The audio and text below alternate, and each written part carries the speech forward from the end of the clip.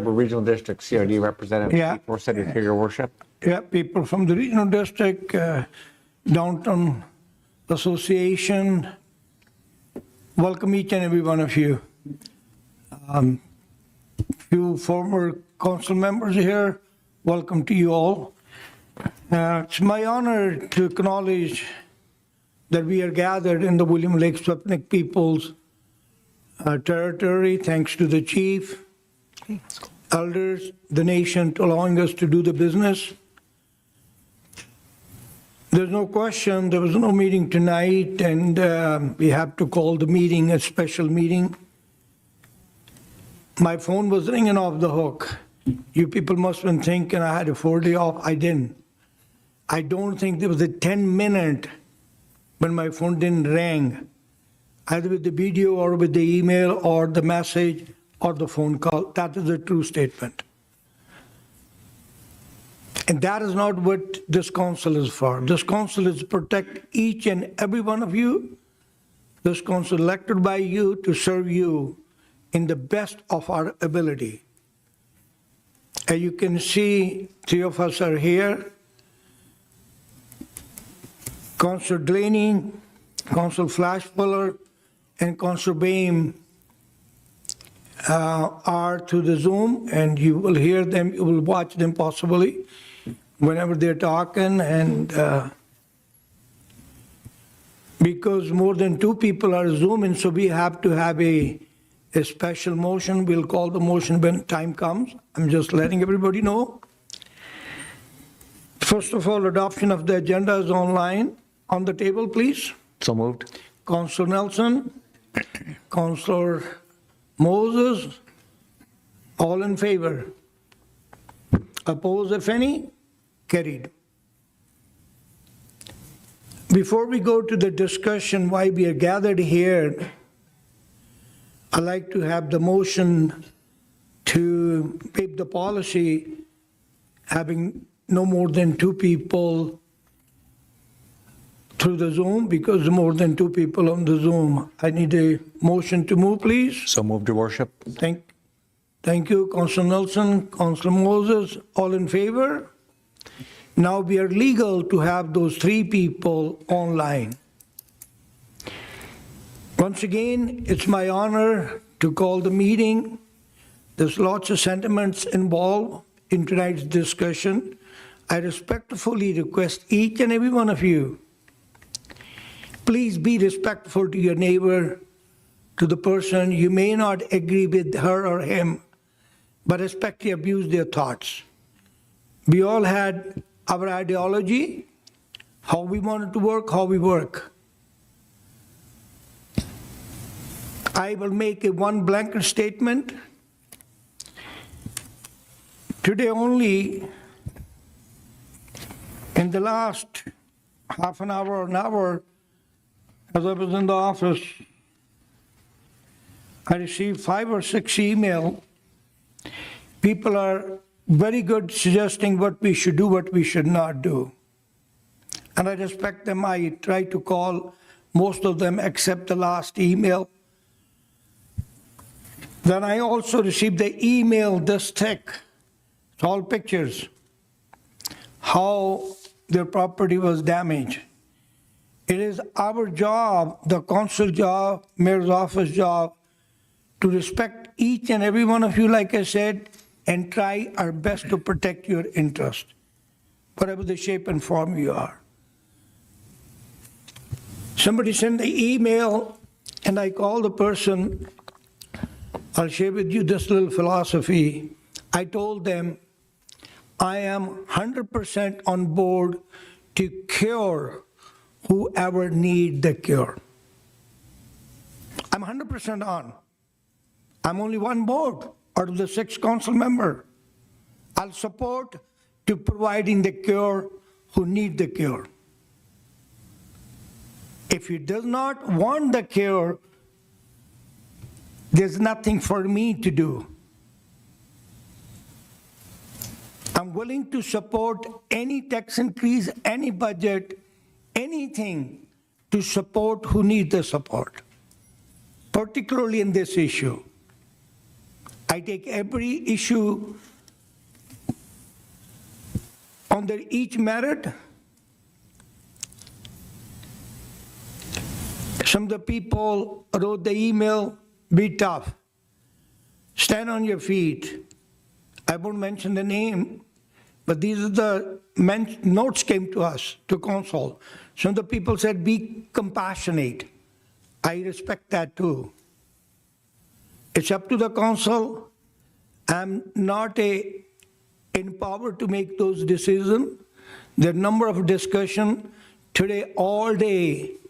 Mr. Maraca, myself, Mr. Cope, and some of the council members been calling. We've been in discussion, what could we do? We've been talking to the authorities, whoever we could. I'm going to request the CEO, before I go to the council member, he will tell you how many different agencies he have spoken today. I don't know, I didn't go for lunch. I don't think he went for lunch. If he did, he probably sneaked out of me. We've been busy, trust me. And I sympathize each and every one of you who is a victim of this issue. I totally sympathize. You don't deserve this. Not only that, I sympathize with those people who are not feeling well, they need help. I stand with them too. I'm a father, I'm a husband, I'm a son, I'm a brother, I'm a grandfather. I had a 4th generation here. I'm quite worried and concerned about the well-being of this community. That's me. Mr. Maraca, could you please let the community know and the council member, what have you done today? How many different agencies you reached to and what is their response? Thanks, Your Worship. So through the Protective Services Department, we reached out to various agencies and we gathered information about some of the things that have been happening in town. We haven't got responses back from all of them, but I think that it'd be a lot easier if we just heard some of the concerns and then we get the questions from council. I can respond from the things I've heard from the different agencies that have responded to date. If there's something we don't know at staff right now, because this is relatively new, the meeting came after the long weekend, so we haven't got all the responses back, but I'll be able to share what I know of today, and then we will follow up with our agencies as we go forward. Thank you. And also, CBC called me, they interviewed me. I tried my best being a little bit more diplomatic on the CBC. I don't like doing my business through the media or this way or that way. I like to do that, address the concern with the help of the staff. Since the hospital been working or being under construction, there were a lot of complaint for the road, for the traffic. I go here and there, I check. Over the weekend, even though my phone was on, I was driving around just to make sure what cops are doing, what our friends are doing. They even check in the parking lot, trust me. I received the email just before I came here. That was the last email I printed. Even this individual, without mentioning name, he said, I noticed our friends from police station been patrolling. They have extended the patrol. They've been checking in different parking lots if somebody need help or somebody doing not good activities. So that's where the discussion is. Councillor Nelson, did you raise your hand, please? Sure, thank you very Go much, ahead. Your Worship, and I'm certainly hoping that we'll have the opportunity to give the public a chance to say any comments that they like to say as well. That's probably part of the reason why we're here tonight, just so that the community is aware. I did discuss with staff and with the mayor and asked the mayor to hold a special council meeting because over the last 2 or 3 weeks to a month, there's been a significant increase of crime that is not traditionally elevated to the status that it has been in our community like this. And when I talk about things like that, I'm talking about break-ins, I'm talking about fires being started, the escalation of tents in our community, the escalation of homelessness, people coming not from Williams Lake and not from around Williams Lake, but from other communities, we're finding out. So the concern it got to the point that there was a fight in the park. We had to tear out 5 tents down by Scout Island. And it just got to the point where the community was on edge. A local business, one business phoned me today and said, I've been broken into 15 times in the last year. 15 times. So when we're dealing with this issue, I would much prefer, rather than dealing at a committee of the whole, you deal with it publicly. This is a big issue, and it's not going to get better. It's going to get worse. And so I think that we have to deal with it publicly. And I think that part of the responsibility of this has to come down to how we're going to deal with it. Because if what I'm hearing, and I've said it before publicly, is it's not the homeless people within our community or our surrounding communities that is doing the damage. It is the imported individuals that are being brought in that is doing and disregarding private and public property from out of town. And when I say out of town, I'm talking about East Hastings, so I'm very clear about what I'm talking about. So we've been trying to figure this out. We've been trying to find the thread. I know a lot of the homeless people out there, and a lot of them are very good people. But when you get individuals that are not from your community and not from your neighboring communities, that don't treat your community the same way that your typical homeless people treats it, you got problems. So there's children here, so we've got to be respectful. So when you've got individuals, and you've got some individuals out there, folks, that should not be on the streets. Every second day of a week, our community, our staff, have to go and clean up the sidewalks where people have gone to the bathroom on it. Gone to the bathroom on a public facilities. They've wiped it all over the windows, all over the door handles of these businesses. The businesses are frustrated. We don't have, as a community, the wraparound services of what is required. We have asked, we have begged, we have pleaded with the province. We have asked, we have begged, we have pleaded with BC Housing to provide more housing. It has fallen on deaf ears.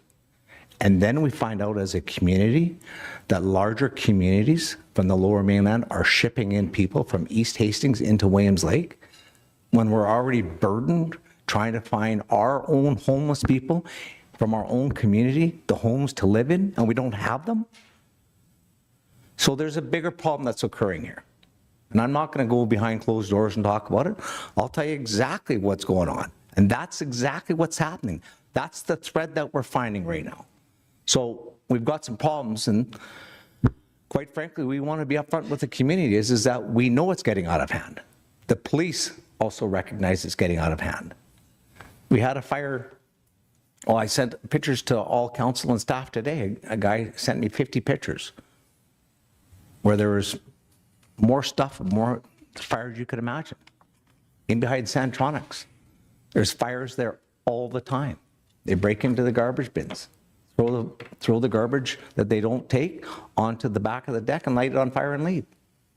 That is a continuous issue. That is a concerning issue. We're hitting in the hot summer.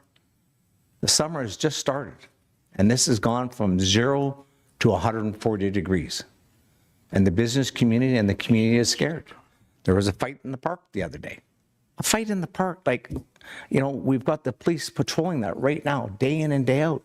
They're dumping out the booze. So we've got some serious problems. So we thought we better talk to the community, and we've got a couple of ideas, but we definitely want to hear what the community has to say, because frankly, we're not going to tolerate it. So we're here to be hopeful and talk to the community, but there's going to be a respect level that's going to come from Williams Lake, and we expect the same from the individuals that are from out of town. Thank you, Your Worship. Councillor Moses, please. Thank you, Your Worship.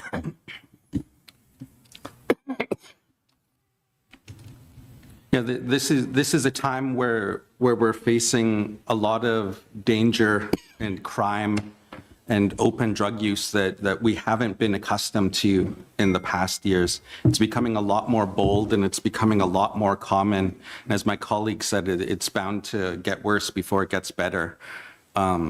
With this trade war happening with the United States and internationally right now, and with the tariffs, we're going to see potentially a lot more people who are just one paycheck away from being unhoused right now actually reach that reality, which is going to be a very scary time for a lot of people.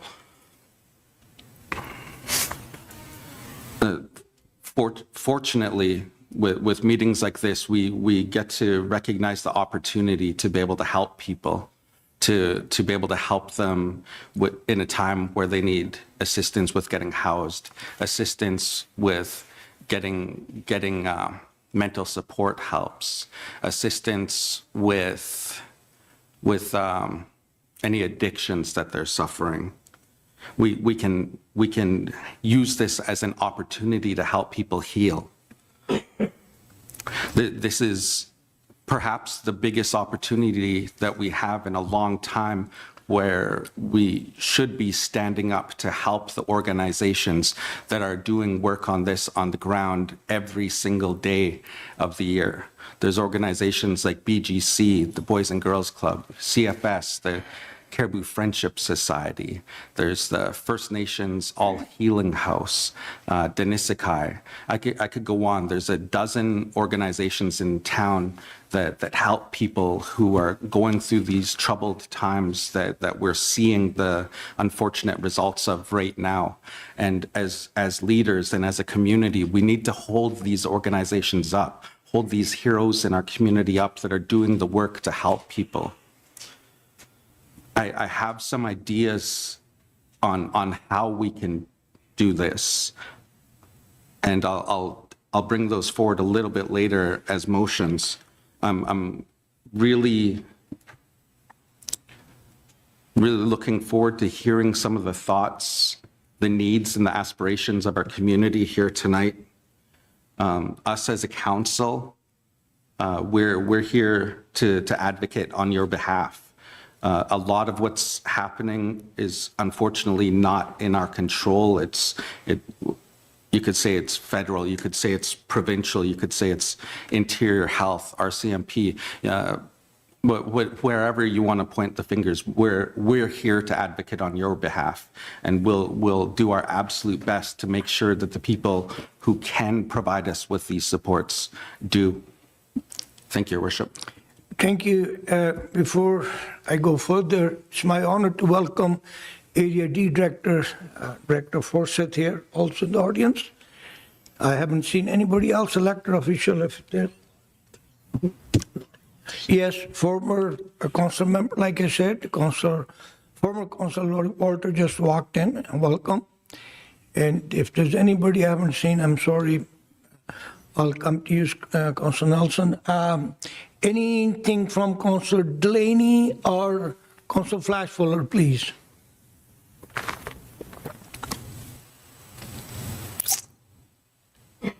Yeah, I'll say something. It's Councilor Delaney please. here. Thank you. Thank you for this information. I find it pretty difficult to come to a special meeting when we haven't got any briefing notes and we're just covering a broad topic like homelessness. It's kind of tough for me to bring recommendations to the table or even support recommendations as they come across the table without the actual information. But I will say that as a community member, I sympathize with the business community. I sympathize with the people that are living here. I sympathize with the people that are nomadic, that aren't, able to live in a place, that need some help. And it's a huge issue that not only our town is experiencing, but every community across the country and many countries. And I do agree that it's a group effort to try to solve this. I believe that there was some pretty good suggestions that Janice Sapp had emailed in to us. And there's been lots of suggestions out there on how and what we can do.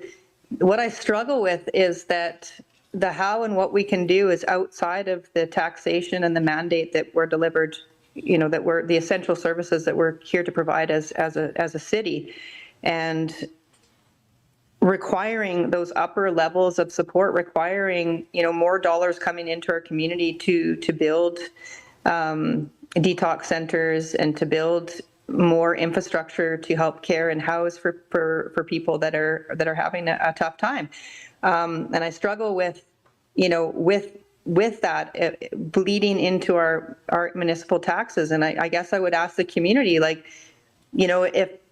do you want us to spend more money on this? Do you want us to increase the taxation so that we can, hire some more bylaw officers, or we can, create some more ad hoc committees, these type of things? Every piece that we want to put in place does come with a cost. It comes with a cost of either paying somebody, or it comes with the cost of trying to find the volunteers. And let's be honest, most of our social services are all run through a nonprofit.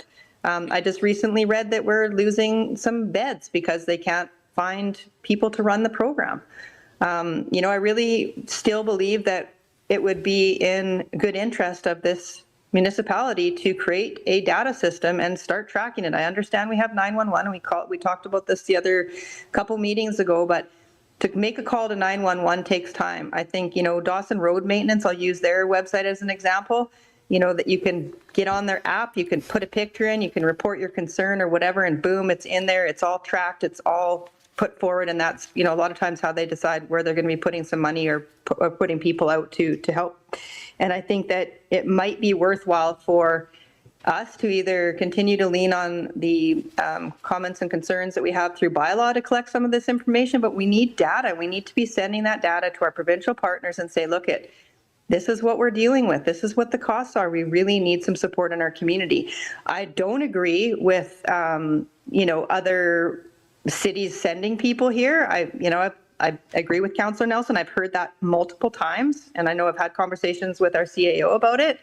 And I even spoke to the mayor of Hunter Mall, and she just told me when people show up on her doorstep, she sends them to Williams Lake or to other communities because they don't have supports. And I don't know why Williams Lake is being put on the map as having all of these support services, because we don't have them. We have some support services, but it's not even enough to deal with the community members that we have. So I don't know what the answer is. And again, I have a tough time when I'm called to show up to a meeting at short notice and there's no backgrounder except for we're going to have a discussion about community and safety and homelessness. That's a big, broad topic to cover. So I look forward to hearing what people have to say. And I don't expect that any of this is going to be solved overnight. This is going to take the entire village, everybody. Thanks. I apologize from you. It's my apology, Councillor Delaney, if my decision hurt your feeling. I'm as aware as you are as a council member. It's a mayor's job to call the meeting whenever he or she feels necessary. I had much as information as you do or other member of council do. I don't know why people didn't call you, why they were calling me, maybe because I'm mayor. I don't know why they were sending me all the pictures. Maybe they think I'm more accessible. I have no idea. The reason I called the meeting was because after talking to the CEO, this meeting is called appropriately, being within the power of the mayor's office, not misuse the power. I consulted with and I can't be enough thankful to Mr. Coupe on my right and Mr. Maraca on my left. Yes, this council is elected to work and serve you 7 days a week, but these people, they have a life. They look forward for the weekend, and they was answering the email, my messages, my phone call. God knows how many times I spoke to the CEO yesterday, and how many times he called to Mr. Coupe, who's the person to tell us what is right and wrong. Then he messaged me. I nodded my head, giving him my green signal. Yes, if it's okay. These are the reason why I want to call the meeting. I have much as notes As Councillor Delaney, you've been really not happy, I know, all day today because you didn't have any notes. I'm sorry, but I apologize from you, but I had much as notes you do. Reference to few people have made, I like to address things as they are coming. I meet regularly with the IHA. My next meeting with the IHA is the 1st of May. Trust me, this would be number one list of the priority and discussion. And it tells me, I don't think over 29 and a half months being a mayor, I've seen this many people in the chamber, many are today. I calculated 58 people. As people are talking, I'm counting you. You know, I haven't seen 58 people. Yes, there was a lot of people when that whole issue came and council approved on majority basis, but I haven't seen it, you know. So that tells me how important this issue is. Laying the allegation to the mayor's office, we called the meeting without any background information. I'm sorry, once again. I got Councillor Flashpuller, please, before Councillor Flashpuller, Mr. Maraca, please. Thanks, Your Worship. So it's been mentioned a few times by some of council that the different lanes for mental health and addiction and housing, they are provincial responsibilities, but unfortunately local governments deal with the symptoms of those issues. And like we have to deal with the cleanup, we have to deal with putting out the fires, we have to deal with the encampments, we have to deal with the washrooms. We have Gardner, who's here today, who's fantastic at what she does, but she spends her time cleaning out the washrooms now. And this is some of the symptoms that come from that. Even though it's not our lane, we still have to deal with those symptoms and those costs. So the City of Williams Lake taxpayer is seeing an offset or a transfer of services to deal with these issues that are provincial responsibilities. So whether we have a fire department going out and putting out campfires, whether a bylaw department, we have a bylaw department that traditionally would be out there giving tickets for sprinkling or marking downtown traffic. They spend 60% of their time now dealing with encampments. So it is a real issue, but we are limited in what we can do other than advocating, like Councillor Moses was saying, and basically asking the province for their assistance and to deal with some of these issues. And this is, when I'm saying this is nothing to do with anything against Mr. Dirksen, because I've been at the table lots of times with Lauren and he's fantastic at what he does. So this is just something that we see at the local government level. Thank you. And adding to that, for 29 and a half months, this council being in the office, there's nothing, not a single issue sitting on mayor's office or council's table which has not been dealt positively. I feel honored letting you know on behalf of the council. Yes, we need help for the federal government, from our member of parliament. For our provincial government, we need help from our MLA. Everybody work together. A prime example is we stood how strongly together last or the most recent issue, our power plant. Tell me one person who didn't came on board. We achieved it. So if this is the wish of the society, the community, the council would be, trust me, this council have a lot of horsepower for pushing those, any object, any issue to the provincial and federal government. I got a Councillor Flashpuller, please. Thank you, Your Worship. Yeah, this is a very concerning situation for our community, for business, for individuals, for families, for us as a council. And I absolutely acknowledge that. And I understand why you wanted to call this meeting, because I agree. I think we absolutely need to be as proactive as possible as a council and also as a community. As my colleague, Councillor Moses, touched on, there are incredible nonprofit groups that are already trying to better the challenges that we are faced. And Mayor Rather, as you has pointed out, there is only so much that we have the ability to do at a local government level. We feel the impacts, like Mr. Maraca stated, absolutely, 100%.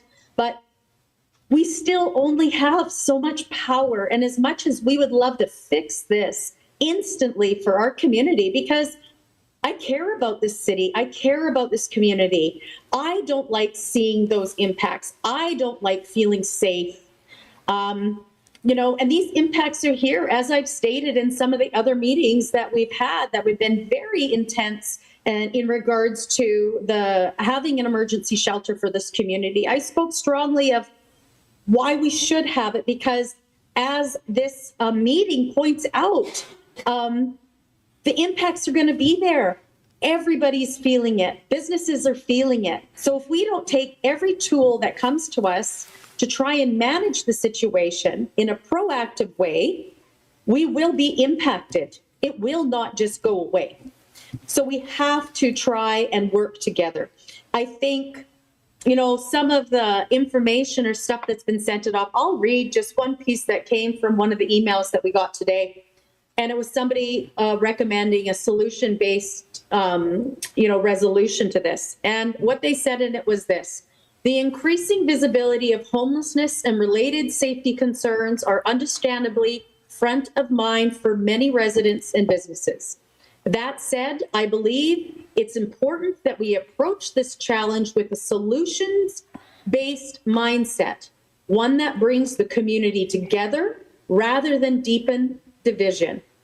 Williams Lake thrives when we work collaboratively and with compassion.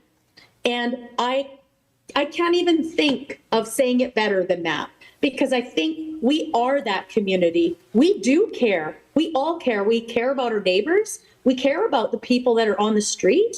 I would never wish that life on anyone. But unfortunately, that is the lives they're living, and it's impactful. So collaboratively, we need to come up with answers to try and lessen those impacts. I wanted to also point out, I have a previous report that we received from staff on October 29th, and it came from the bylaw division, and it was about our parks and public lands bylaw. And in it, it states right in the report, additionally, the report will outline considerations for enforcement and application of the bylaw, facilitating further discussion. So this has already come to our table, and we had options within it. And of course, this can be managed only for parks and public lands. So community members and businesses have to realize if it's private lands, there's only so much we can do. That's where the RCMP now have to work with those business owners or their private landowners on these issues. But we can support bylaw for those public places. And within this report, we had options to stay status quo and be only complaint-based, to shift bylaw department main focus to parks and public land, which would have increased staffing costs. 3, we could have created city positions for community safety officers. And then 4th, we could have hired a security contractor to patrol parks and public lands. But this council didn't want to increase taxes, didn't want to increase a cost, because we know how many people get upset about their taxes going up. And so we went status quo. And there's people in this room right now that said, I don't want taxes to go up, but those options have been presented. So those are the kind of conversations I want to have. And I want to be able to be proactive. So if we need to, and I'm sure Mr. Maraca can elaborate on the options that are there, because some of that has already come to the table. Those are things that we can look at, because those are the only things we really have control over. And then we can try and encourage other levels of government to give us that financial support and to give us the thoughts and ideas that may come from this community that may alleviate these issues. That is what I would like to see. And I think that's where we really need to have these conversations. To support my colleague, Councillor Delaney's points, we earlier in the day weren't even sure if we were going to have quorum. We weren't even sure if we were going to have all the council members, because we were right after a holiday and a lot of people weren't planned and they had already done other things. So just to try, I understand where Councillor Delaney's coming from. I feel the same. This is last minute. We don't have any information. I came from being out of town I didn't even know what's happened in the community this weekend because I stay off of Facebook because there's too much negativity, and that's my personal choice. So that's where backup information would be nice. I contacted Mr. Maraca just to find out if anything had happened that I was not aware of. So I just want to bring all those things to the table. And in this, the discussions today, I'm hopeful that we can support trying to get staff to give us potentially what other communities have done to try and better these situations, because we know all these other municipalities are feeling it too. And also get a report from staff for things for council for consideration moving forward. Thank you. Thank you. So long as council knows, I got a few council member, they want to speak second time. And for the audience, it's my style. Your worship, may I Yeah. jump in? Yes, Your worship, it's Sheila. you're next. You're next, Council Bain. Thank you, your worship. I just want to apologize for not being there in person. I'm down in Vancouver for a concert, so for whoever's there, I do think it's important to call meetings as soon as we can when you have an upset community that needs to talk and talk about what's going on. So I do apologize, can't be there in person. I just wanted the community to know that just 2 weeks ago in Victoria, when I was at meetings with MLAs, with advocacy, I brought up our concerns locally with the homeless and with having to deal with excrement on places and having to deal with all of those aspects. And as my other fellow colleagues have said, this is happening everywhere. It's not just in our community. And I think what's happening, though, with people moving around is if there's people helping, they're helping and saying, well, do you have any ties to any community? And I do feel they're being helped to other communities, but it's just, they're just moving the problem around. But it doesn't distinguish that Vancouver still has tons of homelessness as well, as we all know, on East Hastings as one example. Another thing I'd like to say, and I'm looking forward to hearing some suggestions from the community, but one thing I will suggest is as to we know the many community participants that are helping with mental health and addiction, but I have said this to Interior Health, and I'll say it to all of you, the hours suck. Most of them are only open during business hours, 9 to 3, 9 to 5. They're not open when the homeless need them, like at nighttime and all those after hours when we know that more of these break-ins and these things are happening. There is far less services after hours, whereas there's multiple during the day. And I think that we need to look at that. But I do look forward to hearing Councillor Moses' suggestions and from the community. Thank you. Yeah, thank you. What I was going to let the community know is it's my style. I keep the list going. Everybody have spoken first time. And anytime staff wanted to speak, I give them the priority. If council members start asking questions, I don't know, staff may have already given the answer, so I prioritize the staff. Every time or any time I'm chairing the meeting, when staff need to speak, I give them the highest priority, number one priority. And now a couple of the council members have already raised the issue, and which was in my mind and thoughts too. Before we, Councillor Delaney have her hands up. Councillor Delaney, I'm going to bring you in. Soon I got other council members. Second time, please, if you don't mind. With all the due respect to you and your office. People have requested, I would respectfully request you, before we go to you, my question is, my staff always tells me it's up to the chair to allow the audience to speak or not. I've never made the decision. If I recall it, maybe once I did. I usually give the decision to the council. If council tells me they're willing to listen to the audience, I'll say, go ahead. Basically give my power to my council. I would move the recommendation, Worship, to allow the public to speak. Councillor Nelson moved that people from the audience be allowed to speak. And the second by Councillor Moses. Councillor Delaney, I got you on the list. You can take your hand down. All in favor of the audience to speak. Anybody opposed? Carried unanimously. As you know, we are 6 people here. Just procedurally, Councillor Jasmine Lyon, she is a business lady, and she didn't schedule, as there was no meeting for her store to somebody look after, and she's at work, so she's not here. If any motion come on the table, there's a split vote, the motion is lost, will be lost, okay? Now, with all the respect to the audience, my request would be to you, try to keep your comments short as you can, please. You can come to the front and speak, address to the chair, please. And staff will be making the notes, hopefully after you finish speaking. And you have to name your, tell your name and your address for the procedural issue. Staff will be recording and you can speak. And my request is please keep your comment concise if you could. Anybody, please. Okay. Just, Your Worship, as people make their way up, maybe I'll just ask a question to the staff while people. Anybody wanted to come and ask the question, please come forward. Sienna O'Connor, please. Welcome.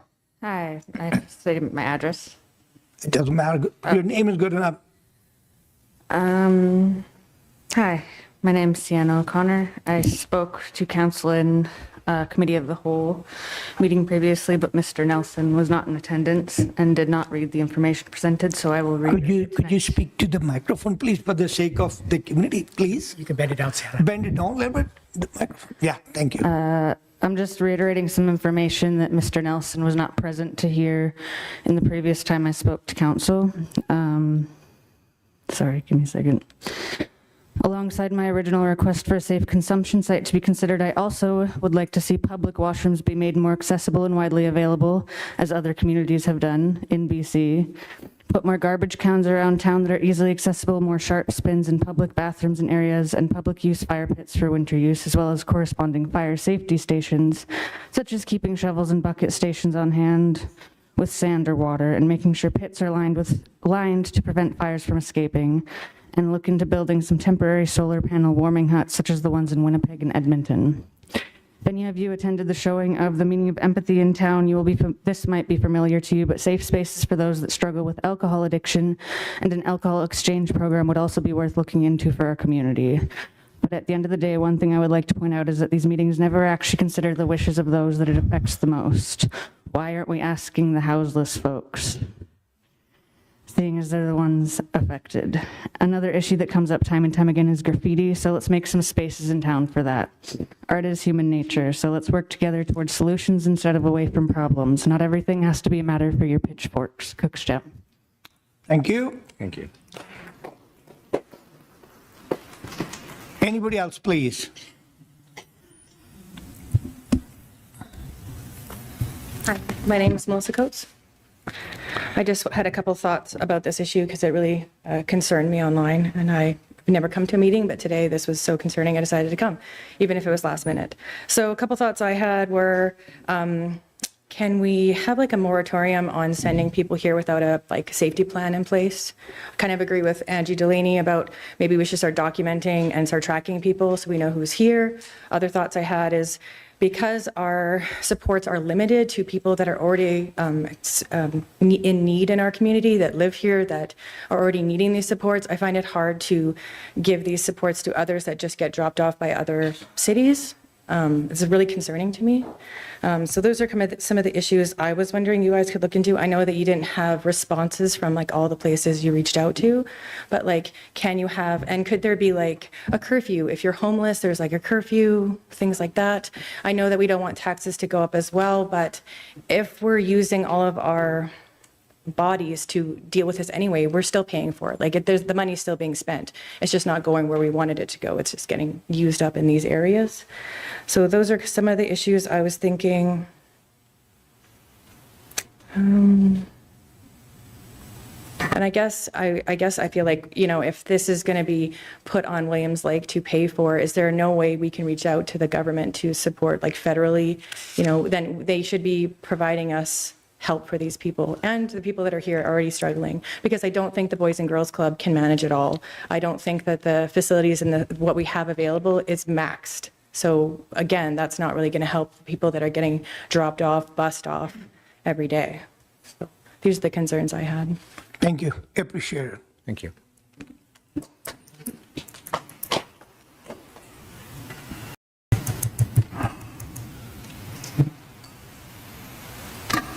Your worship, councillors, guests, my name is Angela. I'd prefer not to give my personal address in public. Don't have to, okay. I'd have a couple questions.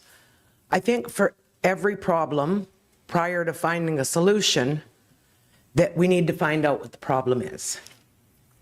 I have yet to hear what the actual problem is. Why has there been such an increase in Williams Lake? I believe, if I'm repeating Councillor Delaney, the 100-mile mayor said they sent someone here because we have more resources.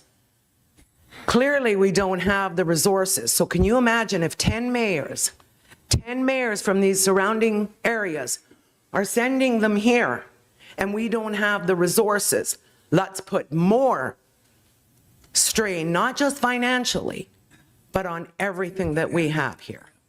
In order to fix any problem, we need to know anything. To fix it, we need to know what's causing it. So I ask, how are we going to find what's causing this increase? What's causing what's happening? We can use resources till it never ends. Yes, Mr. Mayor, I agree with you. We will fund this, we will pay for this. We're all working as a community. We all want to help. But we can't help until we know what's the cause so we can stop this. It's not just homeless. It's not just drugs.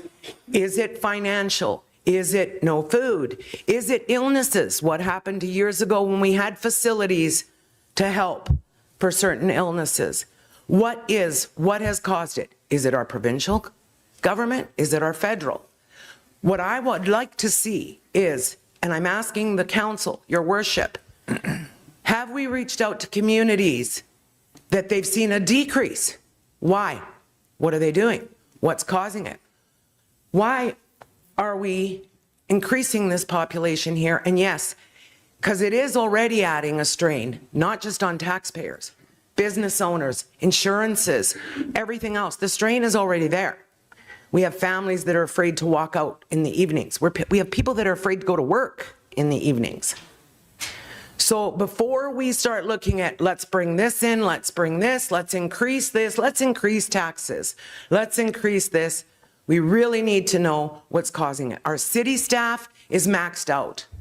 There's business owners, we're maxed out. We're maxed out from cleaning it up daily, not just what's publicized on social media. I'm sure I could poll 100 people, and we've all experienced it at some point of cleaning something up. So let's work together. Let's start. Let's form, if we have to form a committee, if we have to form a separate council, I don't know. But we need to find what has brought this solution all of a sudden. I do not believe wholeheartedly that certain things are going to fix this. I do agree it's going to take some time. But we need to start reaching out for some help, some answers, what's causing, because we don't see this downtown Banff. We don't see this downtown Whistler. Why? I don't know. I don't have those answers. But in order for us to work together, we have to find what's causing it. And if other communities or mayors are shipping because they feel we have the resources, do they have that backing? What resources do we have that they don't? Because as far as I can see, some of our resources were closed down more than 100 miles were.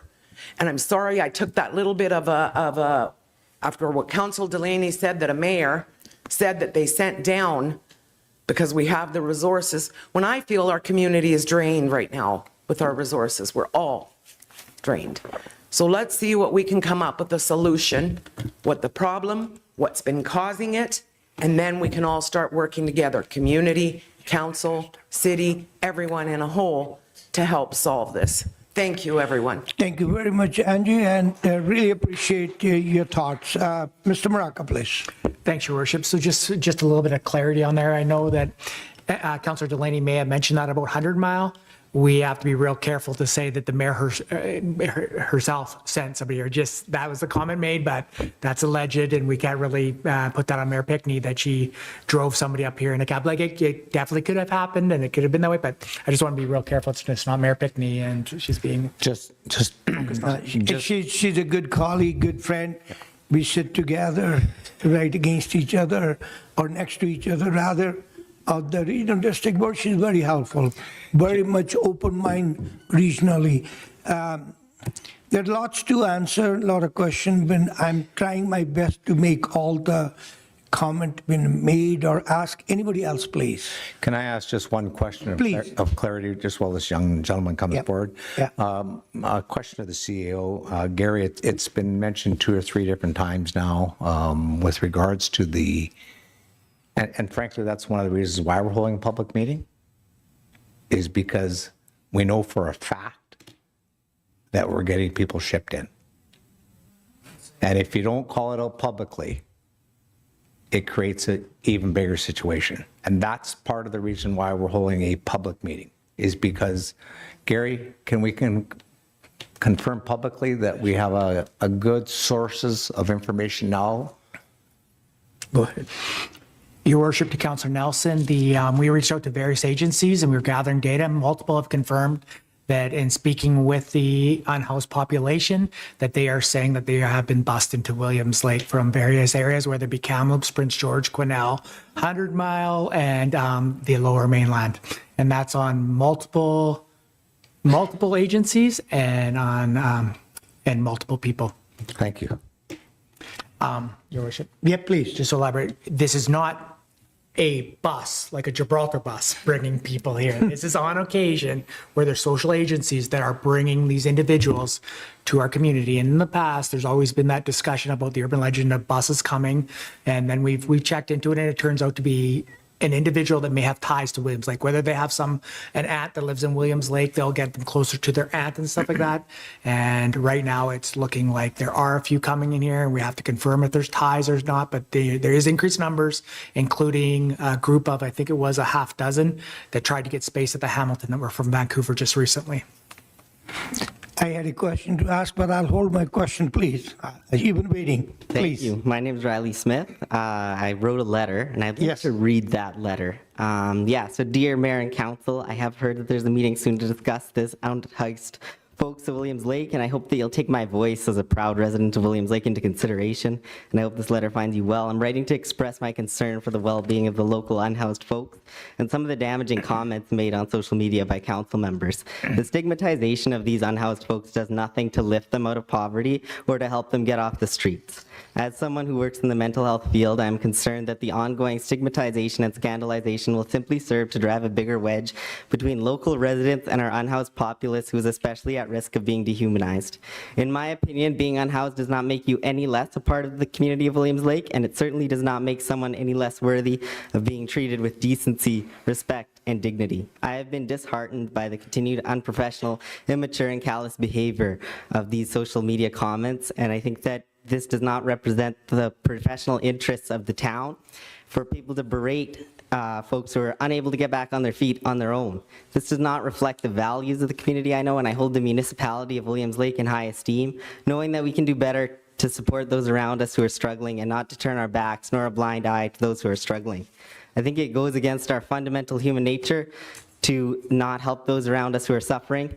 We need to treat these folks with kindness and more than vermin or at best entertainment value on social media or the news. This behavior is not only unprofessional, but it's also a startling display of privilege. And as an Indigenous person, this lack of understanding for the greater socioeconomic impacts that have driven folks into poverty for generations, such as residential school, a lack of generational wealth, and the ongoing impacts of stigma. In this letter, I ask you to act with mindfulness of all of our shared humanity and to act in a way that reflects the values of Williams Lake as a place that takes care of its citizens and does not turn a blind eye to the citizens who need that support the most. Thank you. Thank you. It was good to... It was really good discussion or talk when I called, respond to the email we received, and that's what it was. And I suppose that's what I said in my opening remarks. I'm willing to help. The only condition is person has to be ready to accept the help. If the person's not ready to accept the help, suggest me, what can I do? Yeah, that's the dilemma is, okay? Anybody else, please? Please.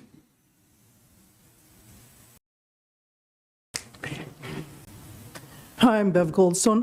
I live in 150 Mile, but I'm here all the time. And I just want to say, will the new homeless shelter that is being built in Williams Lake, will that not help some of this? Because I have to agree with you. I am so tired of seeing people gleeful that are on this council, and they're gleeful on social media that we are tearing down this person's tent and getting rid of their stuff. This is the face of Williams Lake. This is what is out there about Williams Lake on social media. And it is done in such a gleeful manner by a council member on this council that seems to be taking glee and looking at the homeless population and the addicted population and saying, I'm going to get rid of them because I'm tough. Well, you know what? A little empathy goes a long ways. A little compassion goes a long ways. We're all one car accident from possibly being addicted to opioids. We are all one paycheck or two paychecks from possibly being homeless. And yet we can't look at those same people who could be any one of us or our children or our grandchildren, and we look at them with disdain. And that's what this council puts on social media. And I would love to know who is the spokesperson for this council. Because I see one person on this council on social media, and that person seems to take great joy in vilifying this population of people. And I hope Williams Lake changes, because you want to get doctors who want to come to Williams Lake, and if that's how Williams Lake is looked at, they're not going to come here. If Williams Lake is looked at a place where we just hate, we are not going to get professionals who want to come here. So I think Williams Lake needs to look within itself and say, what are we going to do different? And yes, the money is a big issue, and security is a big thing. And I have a relative, and that's exactly what he does. He owns a huge security company, and he deals a lot with the homeless population for a city. And it works. And his perspective of homeless people and drug-addicted people has changed 1,000% to looking at these people with a sense of empathy instead of where he used to be, and looking at these people if we need to get rid of them. And I think Williams Lake needs to sit and look at itself and what this council is putting online. And this council needs a spokesperson who is speaking for the council. Because right now, all I see from this council is hate. Thank you.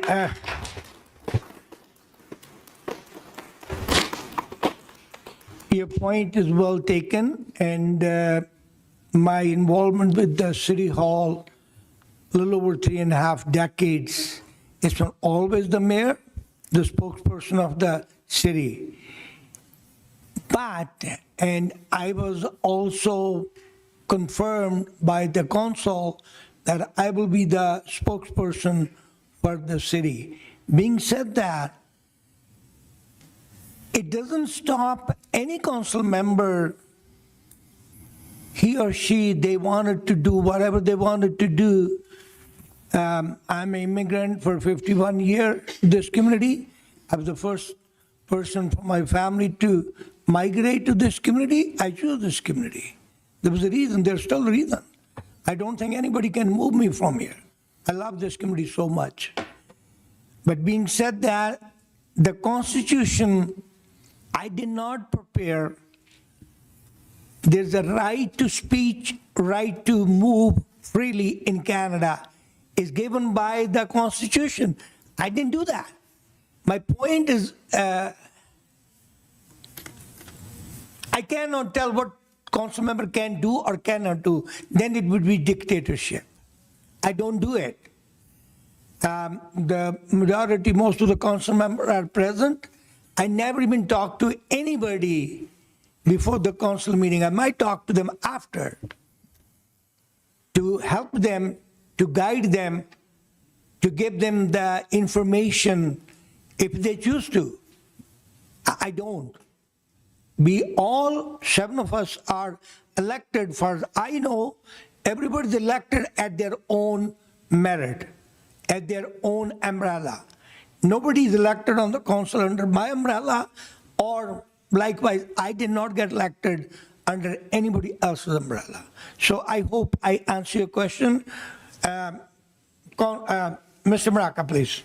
Thanks, Your Worship. So the mayor is the official spokesperson, but he will be communicating messages that come from a resolution of council, and they speak, it's decided at the table through vote. So, of course, Mayor Rother is a spokesperson, but he doesn't take that individually to just answer questions and speak for all people of the council.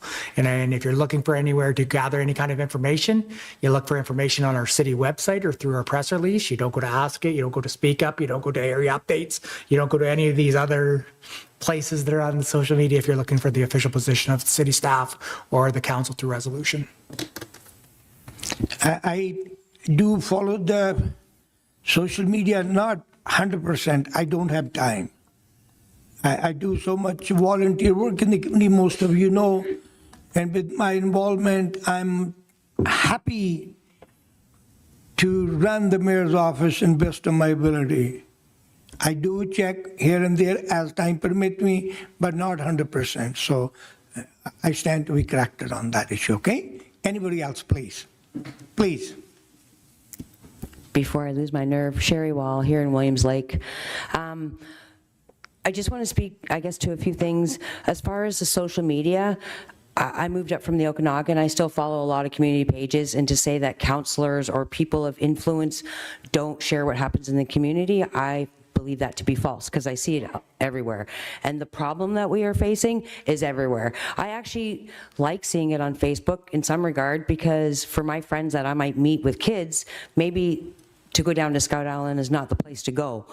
I also believe that our situation, I want to be empathetic, because I actually lived on the streets when I was younger, and I did a lot of rotten things, and I got my life together. But to me, it's not, we're painting everyone under the same brush. Homelessness is an issue, but crime is the issue. The bad things are the issue. And maybe we do need an encampment, because it's happening everywhere. Most places have given them somewhere and given them toilets, and then we find a different solution. But the crime has to stop. My employees, they don't want to come and work because they've been accosted, whether they get stuff thrown at them. I've been chased. I unfortunately will want to chase back, and with a baseball bat. And that's probably wrong, but it's my life or theirs. And sorry, empathetic or not, there has to be some accountability. And I know it seems like everyone here wants to be nice and hug everyone back to life. Some do need hugs. Some need a slap in the head. We were given that as children, and that's why we had manners. And it's just, maybe we get afraid to come up here and speak. So maybe create a safe space for them. Give them somewhere. I've been here, 2 years, and I don't know what a safe place is, but allow them that space. For the people that want that help, to give them that nudge, so that treatment is available or counseling is available. But for the criminals, like, hello, something has to happen, and yes, someone has to clean up. Someone on the streets that might want to have a step up, maybe we pay them in food vouchers for them to help clean up instead of paying, aren't we unionized, the workers that work for you, the landscaping? Give them a job, give them purpose, and give them vouchers for food or give them vouchers for rooms. I mean, someone just had to reach their hand out and give me an opportunity to help myself. And I didn't take it the first time, but I took it the second time. But yes, we can't look down on them, but at the same time, if you're a junkie and you're accosting people, I'm not looking to give them a safe place. So thank you to council for sharing the information because it makes us all aware. And yeah, I don't have a solution, but we have to think outside of the box. And some extreme thoughts need to happen without worrying about everyone's feelings. Sorry. Thank you.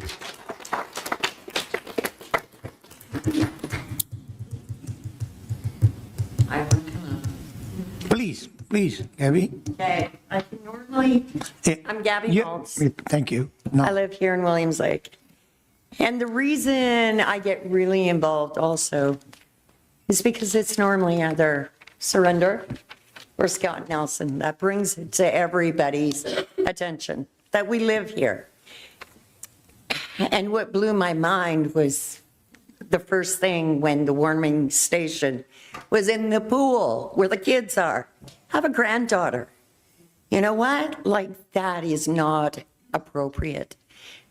I have not been an angel all my life. I know there's consequences to when we do things. But would I want my children to be there? Kids get taken away from families when they're doing drugs. You don't want to stick your child in that environment. You want to make sure our community is safe. So what Scott does, or whenever there is conversation on Facebook, I like to see that because it's a problem. We wouldn't all be here tonight if it wasn't a problem. And you know what?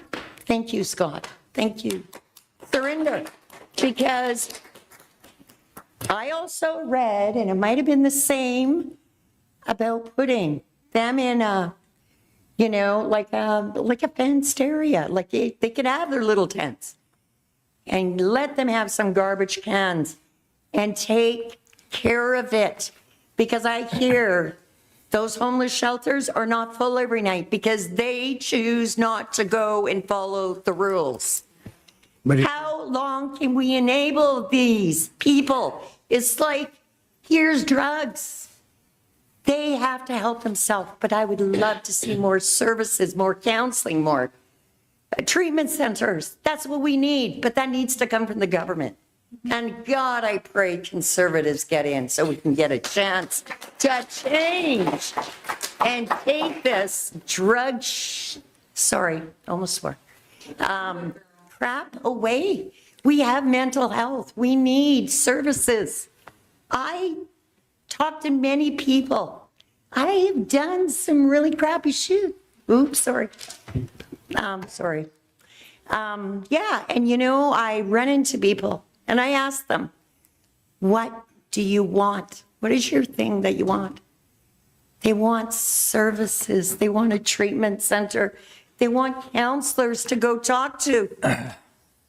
This is where just giving them a home and drugs and legalizing, we're only creating a bigger problem for our generation of kids coming up. I know because I work with people that they never did it until it became legal. Now they do it every day because they're slower and it's legal. I am just, it's sad to see how our world is turning. You know what? None of us is perfect, but we want better for our generation and our kids. I don't want to be walking around needles. I think what you said, give the toilet like a thing. Or I love graffiti, you know, give certain spaces that you guys can do that. Like, you know what? We don't have to agree with everything, but we got to try and find something. This is not acceptable. But to take it from your taxpayers, who's created it? It's our government right at this point. So I think it's unfair, but it's going to be a hard fix. But thank you, Scott, for keeping us aware, because is it acceptable in all the filth and everything that they're leaving? No. So thank you. Anyway. Thank you, Ms. Maltz. I think it will go, please. Thank you, Gabby. Hello, I'm Dinesh and I'm a youth in the community. And I feel like this issue affects me and my family quite a lot. And I think that it is a serious issue, but it's something that needs to be handled very delicately, especially because, like that woman said, we're all very close to addiction, and some of us are even a few paychecks away from being in the same situation. And I have a personal connection with my family. They've been in addiction, and it's not something that just giving them the resources and a place to live, it won't fix everything. They need to want to get better too. But at the same time, I don't want to have to go to school and go out and point out to the teachers that there's needles or there's condoms or there's pipes, and they have to go clean that up because we can't have the little kids touching that. And I don't want to have to go up into the forest and see that there's homeless tents or human feces, and we can't go out and play, because it's not the kind of community that I want for myself or for my little brother or sister or for anyone else. And it's not fair to me or other kids my age, because I don't even feel safe walking around town. Like I'm a young girl, and I don't feel safe walking around in this community based on all the crimes and the violence that has been happening recently. And I think something needs to change, and I think we need to take a stand and start implementing more safety plans for our youth and to help protect others. Thank you.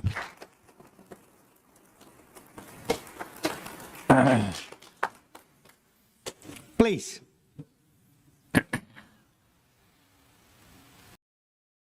Hello, everyone. Hi, my name is Kevin Padillo.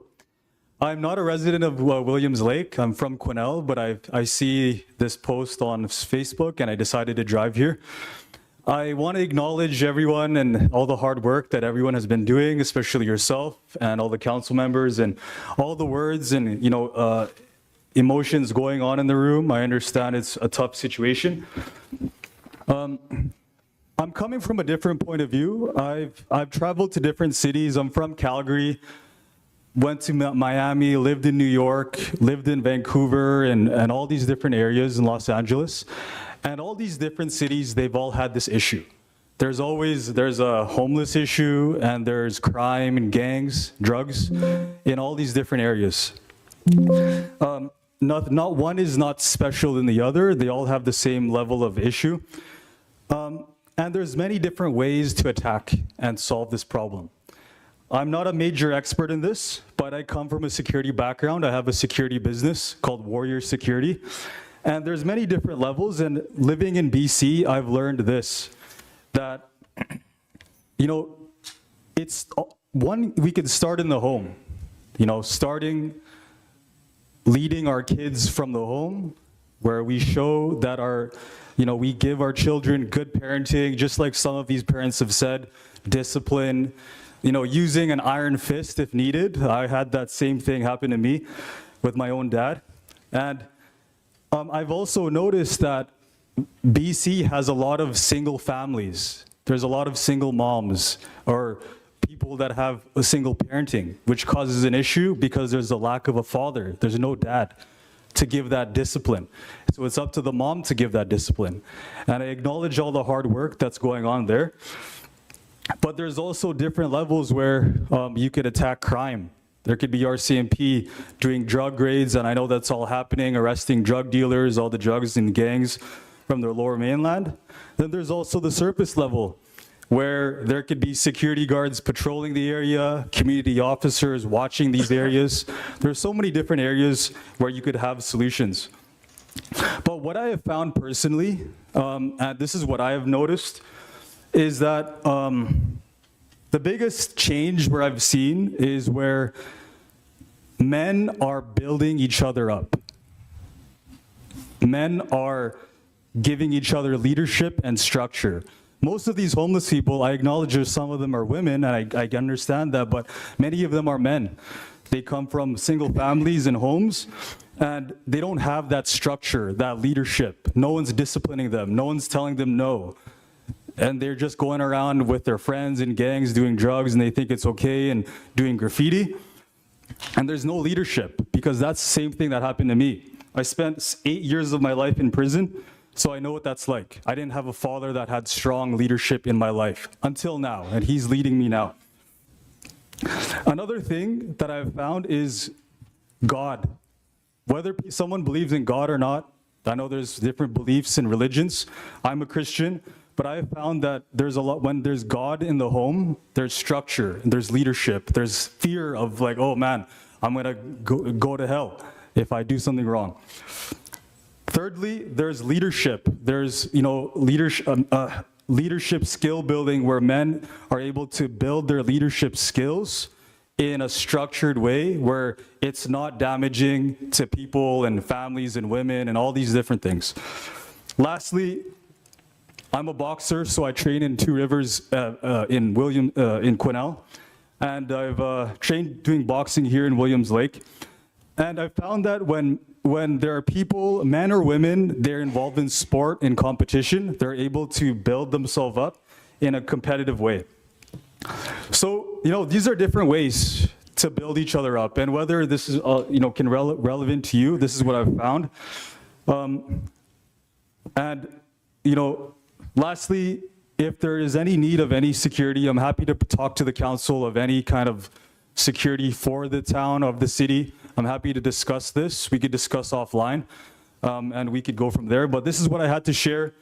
This is, from all the places that I've lived and all the different levels of ways that we could solve this, and those findings that I've shared. And I hope that, this town can come to a solution. And I trust good things always happen over time and with strength. So all the best. Thank you. Thank you. Thank you for taking the time to travel from Quesnel. I appreciated your dedication. Thank you. There are a lot of people sitting. Please come.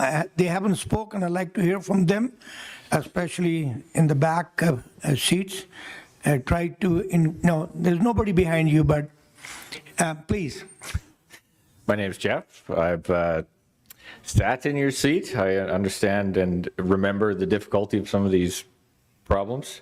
I don't want to step on anybody's toes who was here before, but I do definitely want to say I think it's a disservice that you're calling the meeting about homelessness when it's really about crime. Because being downtown with a business, I've got to know several of the homeless downtown by name. We'll interact in passing. There is a big difference between someone who is trying to live somewhere and doesn't have a connection or doesn't have roots versus somebody who is actively scamming a system. And it is constant. They're actively scamming a system. And if you think that you're going to win them over with compassion, you are in a toxic relationship and you're the idiot. Because it's just continual. And you are taking the resources that should be spent on people that it would help, and you are under the illusion that you are helping someone who is not willing to. So you wanted input from the community for ideas. I am all for allocating extra money towards call it a retention facility rather than a detention facility, something that would give people a safe space to go and then access services. But I don't believe that you have an absence of services for somebody who does want to turn it around. I don't. I feel that in our lives, we live in a democracy and we appreciate the freedom of choice, but that does not absolve you of the consequence of choice. And it's frustrating to sit and watch any level of government sit and talk about active lawlessness like that's not the problem. And so if you don't have a facility to house, then build the facility to house. Used to be called a prison. But I don't, it's really misplaced. That compassion is negligence. And you're allowing people to kill themselves slowly. And I believe that not having everyone accountable to the same rules is the most dehumanizing thing that's happening, and it's creating completely different levels in society. And it's an awful feeling to have to take my kids and explain to them as we're driving to school why somebody's laying on the street. So please, if your efforts are going to be put into something, have the RCMP here. Have somebody here who's going to look at actually separating the two issues so you can deal with them as they deserve. Thank you. Excellent point, Mr. Borden. This morning when we walked into the city hall, my first discussion from my office to the CEO's office was exactly what you said. And his answer was, he didn't even waste a single second. He said the same thing what you're saying.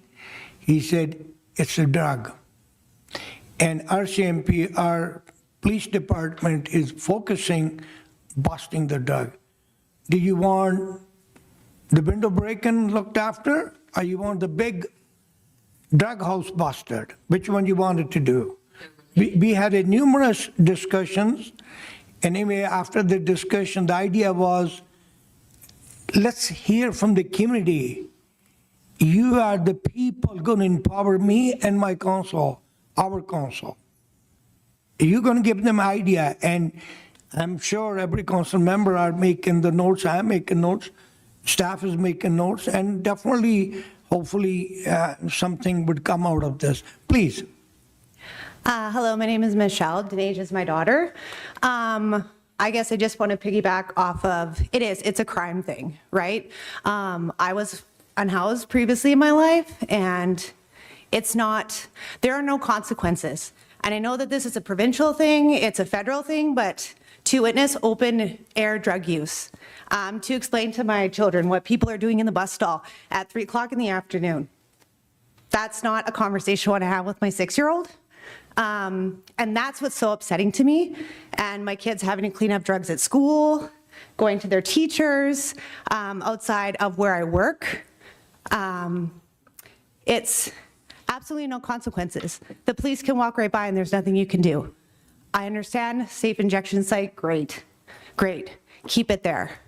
But at the same time, it's people are breaking the law, left, right, and center. And what can people do? Their hands are tied. So I call on the province and the federal government to criminalize this again. Because I'm in recovery, and if I would have been able to just use wherever I wanted, whenever I wanted, I would have died a long time ago. And I wouldn't have had my 2 other children. So that's what I have to say. Thank you. Appreciate it. Please.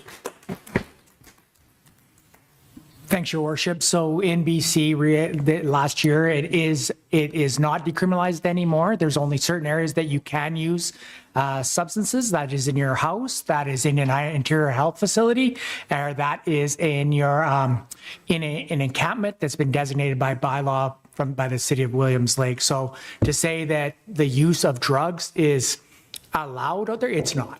You're absolutely correct. You cannot do drugs on the streets out in town. It's against the law.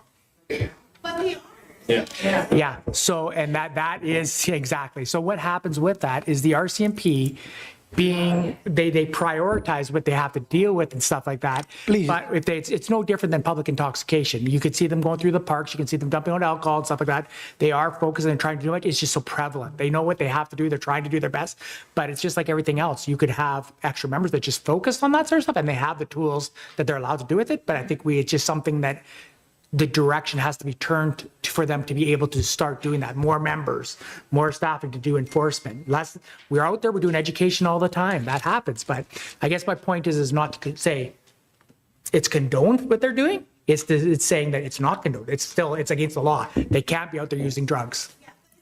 It's so much a catch and release thing too, right?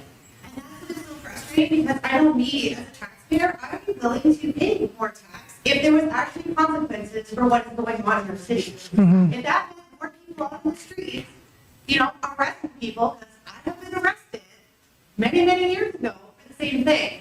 Like, I don't know what's happened to our society. I'm sorry that I'm so upset, but it is disgusting. And I'm a proud Williams Laker, and it's just, I can't even.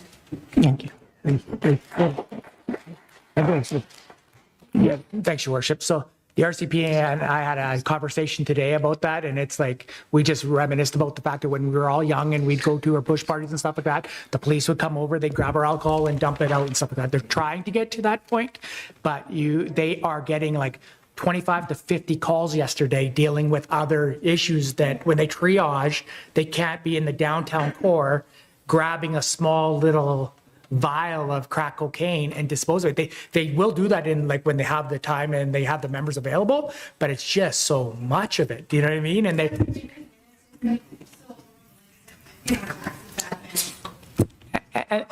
yeah, and I think that that's part of the discussion that council will be having to see, because you can do everything you got. It just takes money. It's increased service. It's doing these things, and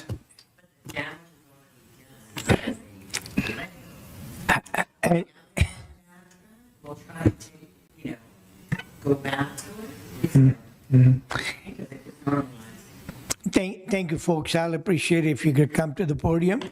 So every speaker got a chance, and please.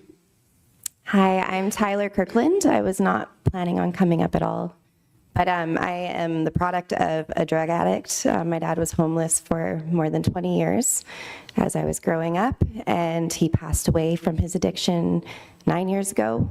This is very close to my heart as a kid growing up with a homeless parent. It is something that you have to endure from a distance, and I know a lot of kids and a lot of families are enduring that. So with what I say, I have a lot of understanding and compassion towards the homeless community, and I agree it is not a homeless problem, it is a crime problem. I'm also a mother of 2 very young children. I'm very new to Williams Lake. We've only been here a year. This is not abnormal. I've lived in a lot of places in BC and Alberta. This is very normal. You guys actually have it very good. When I moved here, people warned me about the crime and the homelessness, and when I got here, I was wondering where it was.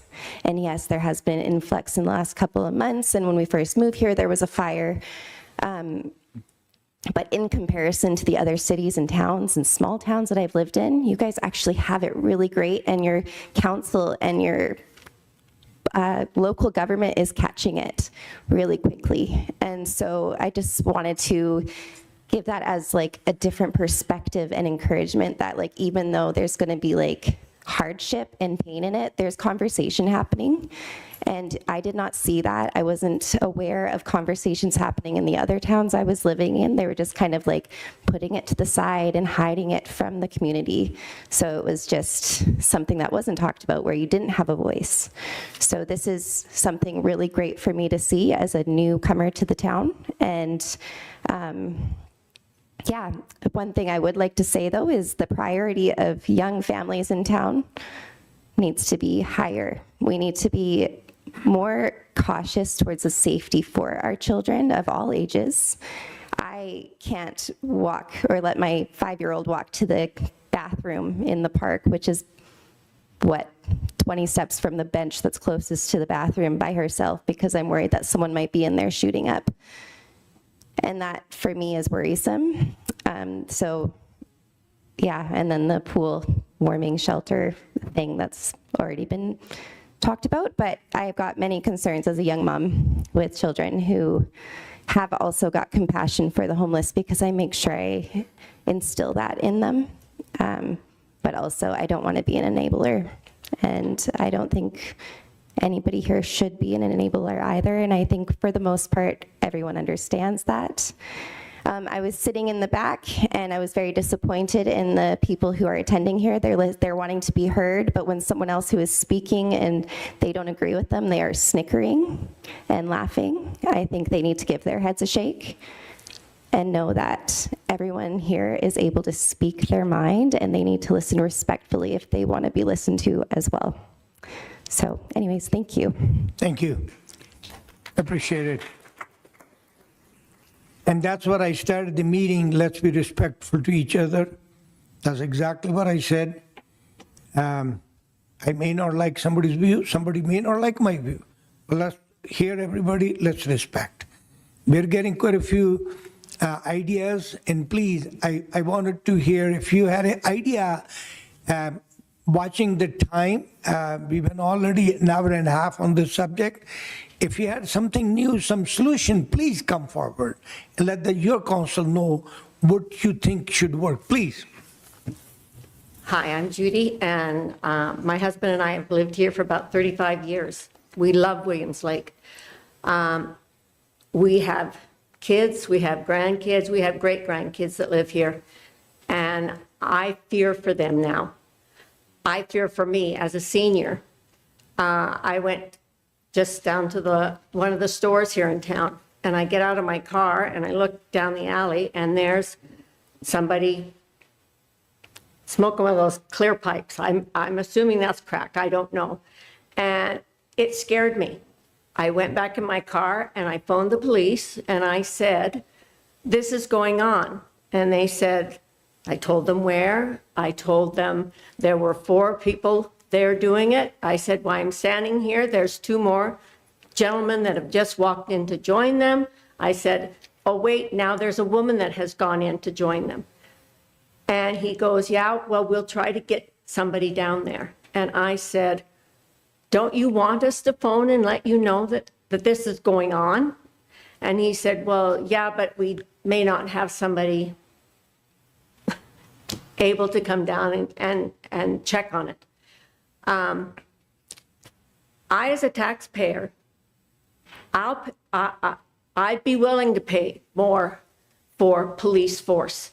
Somebody, whether it's sheriffs or RCMP, I'm not sure who has that authority. For them, if I know that they are patrolling our downtown streets and keeping that area and within the schools, that they're on patrol all the time, I'm okay with that. I don't think having a place where they can gather in the middle of town, because from about 11 o'clock till 3 o'clock in the afternoon, that we all know where they gather. They need to be moved out of our downtown core, because unless they aren't, they have to be removed, because we're not safe and our children aren't safe down there. And I don't know if that's a solution, but I, as a taxpayer, am willing to pay for more patrolling on our streets if I know that that's what they're doing, but not to plant plants or that kind of thing. I want my streets cleaned up. Thank you. Thank you. Anybody else with the good solution, please? Hi, my name is Margaret Ann Enders. Yeah, I too am a proud Williams Laker, and I'm glad I came, because I'm really interested to hear just there's a lot going on and a lot of emotion, and I'm just I'm thankful to hear different perspectives. Sometimes I find them really hard to hear, and I try and remind myself that I think some of the difficulty that we're in is that there's so much division, and we're not able to hear those other opinions, and we tend to dehumanize like that. It's just becoming more and more that we have trouble hearing each other, and I don't exclude myself from that. I feel like I have to try really hard, and sometimes I don't do very well at it. So thanks, folks, for sharing, and thank you for providing the forum. I have just a few notes that I want to go through. When you mentioned at the very beginning, Mayor Rather, about taxes, and yeah, I think there's so much. We do need more services, and unfortunately, those do cost money, and so sometimes we are going to have to pay more, and I think that's just the reality. If we want something different, we may have to pay more. I personally don't want that payment to be for more policing. A lot of studies have shown about the effectiveness of prevention and intervention services, and that just $1 of prevention saves $7 in intervention. And so I think there's a lot of things that could be done, and I realize, I hear that some of that is provincial level and some of it is federal. But so really upping the housing, people are angry understandably, about drug use in the streets. If people don't have private places to use drugs or to defecate or whatever, then that is going to be in public. And so we need to provide some places for that. Those safe consumption sites, while, yeah, I mean, I worry about people as well who continue to use drugs. And yet, if they're going to continue to use drugs, can't we have them do that in a safe place where they have access to services, where their needles are disposed of? You know, I think that would be a good solution for some of that.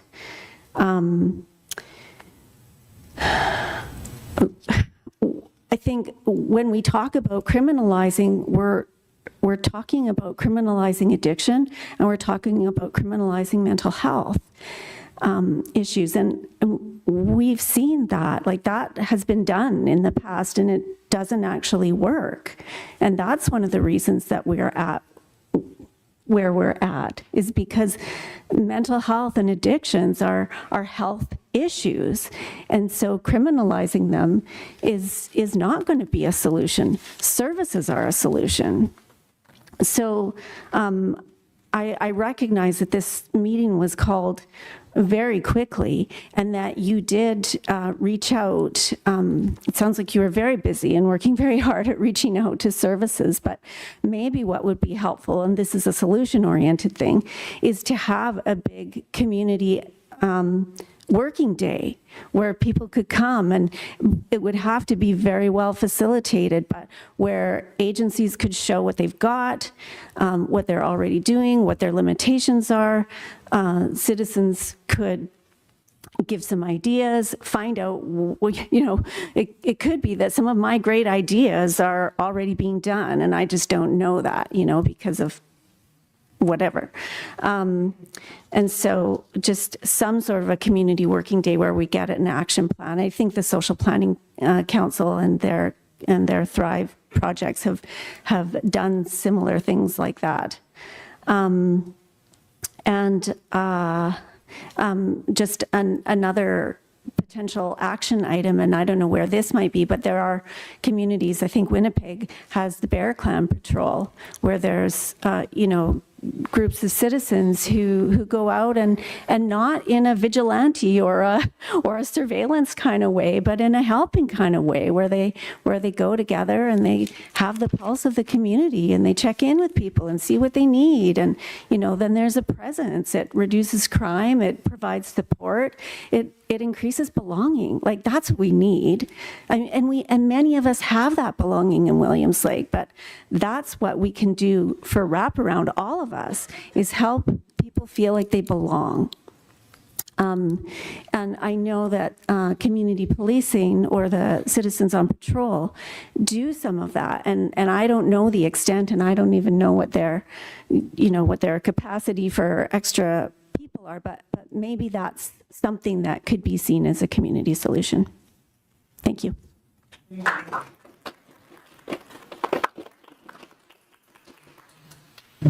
I'll just say one thing about that.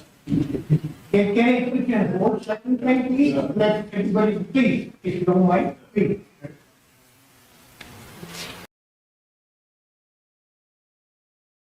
My name is Sherry Yonkman, and I live in 150 Mile House. I'm the executive director of Downtown Williams Lake Business Improvement Association. We saw a problem in the downtown. We can't solve the homelessness problem, and we can't solve the crime problem, but we saw the mess problem. And so, as council knows, we created the Clean Team last year. We did a 10-week pilot, had people, a team of people go out 4 days a week and pick up garbage and needles and pipes and condoms and feces. That's actually my job. We try to interact positively with everyone that we meet in Williams Lake. And I can say that everyone has reacted to us in a positive way. In 10 weeks last year, we picked up 79 needles, 88 really big bags of garbage, and 104 sacks of excrement. In the 3 weeks we've operated this year, it's 47 needles, it's a little higher, 33 bags of garbage, and 32 sacks of excrement. Council can't solve the problem of this nationwide drug problem, and council can't create programs. You can't build prisons. You can't change federal or provincial laws. What we can do is look at the problem that we have in the downtown or in the community as a whole, but I can only speak for the downtown. And I know that my business owners are out cleaning up messes that nobody wants to have to clean. And my team is out cleaning up things that nobody wants to clean, and your city employees are out there doing the same thing. If you go into the downtown after 10 o'clock at night, the only place open is 7-Eleven. And almost every business in the downtown has closed their washrooms to the public. And I understand why. It's because people will go in and overdose, or groups will go into Spirit Square and use it as a private place to shoot up. That people in their altered state will make messes that are not acceptable. So I don't have a solution. But I also know, Councillor Nelson, you mentioned before that there are things happening on the sidewalks. And I can tell you without a doubt that's true. In the alleys, on the ground in private spaces, but they have nowhere else to go. There is nowhere else for them to go. Spirit Square bathroom is closed. And Mr. Maraca, I understand why, I do. The Boitano Park is locked at night, the bathrooms when they're open during the season, right? Yeah. If there was a way to have some sort of public washroom facility for the homeless people to use, I don't believe that anybody wants to be going on a sidewalk, and I don't believe that anybody wants to be sneaking around the back alley. And nobody wants to be cleaning up what they're leaving behind. There's no dignity on any side of this. So if we could find a way to create a facility that people can use, then I think that might take care of that aspect of the problem. Sorry, this isn't a subject I wanted to talk about in public, but that's the reality that we're dealing with. It's just my 2 cents. And that is the why they invited and we are asking you to help people together. By philosophy, we can achieve anything. Your worship, I can't hear you. Oh, sure. Sorry, my microphone was off. I'm sorry. I said it's the reason why we call this meeting, why I open the floor to hear from the audience. There's no idea is a bad idea until it's proven. And I wanted to hear from you, hey, we are not expert. None of the council members, including myself or anybody, is expert in any field or anything. We are here to listen to you to achieve what you want us to achieve. That is, I think, our goal. And unitedly we work together. I'm sure there's nothing we cannot do. We have proven that. Okay? So that is the reason, Sherry, I really appreciate your comments, okay? Thank you. I think we should be cutting off. If somebody had something new, please come forward. Please, you can come. Yeah, please. I got somebody here that has a smoke. Yes, please. Yeah, please come. First timer, I appreciate it. Yeah, please. Hi, my name is Kim Code, and I've lived in the community for 13 years. So first off, I try to teach my kids to be kind, and I don't want them to be afraid. And we actually approach sometimes, and they shouldn't be afraid. And we don't call them homeless people, we call them park people, because we don't know their story. And where they're from, I don't think matters. I have found that recently I can't even go to the bank.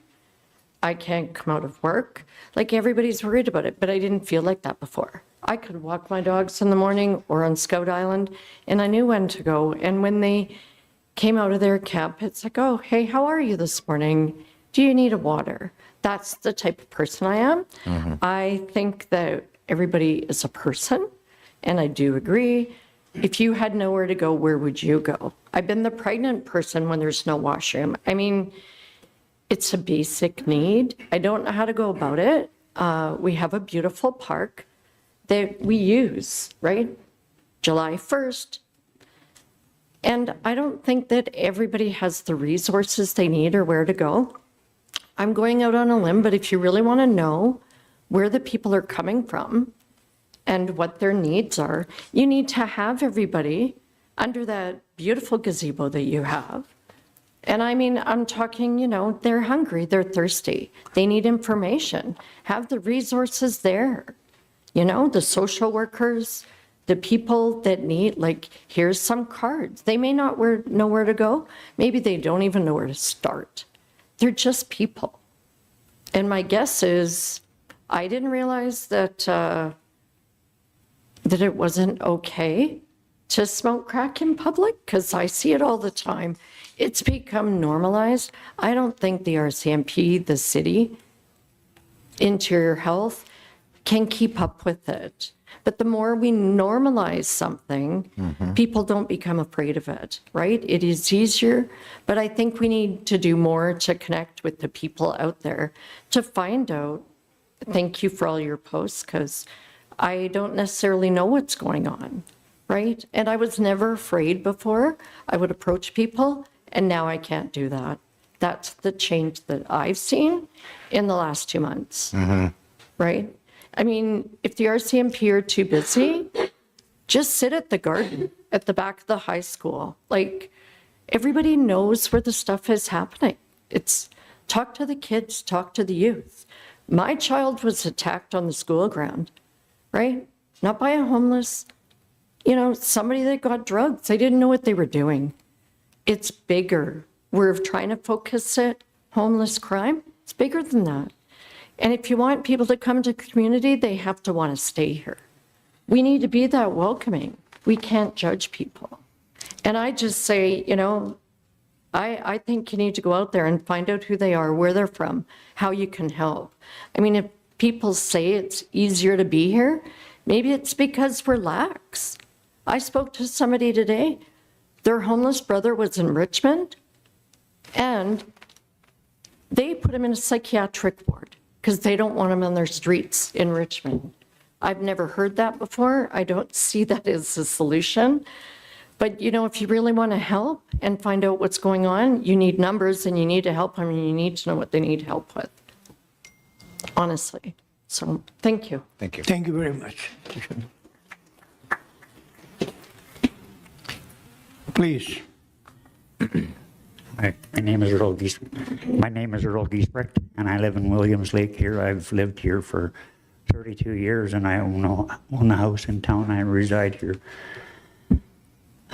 I've tried to help some of these people or whatever, as homeless people and stuff like that, and even some of these addicts and stuff. I allowed one lady that I have known for 2.5 years, allowed her into my home last fall, and it didn't pan out, and that's okay.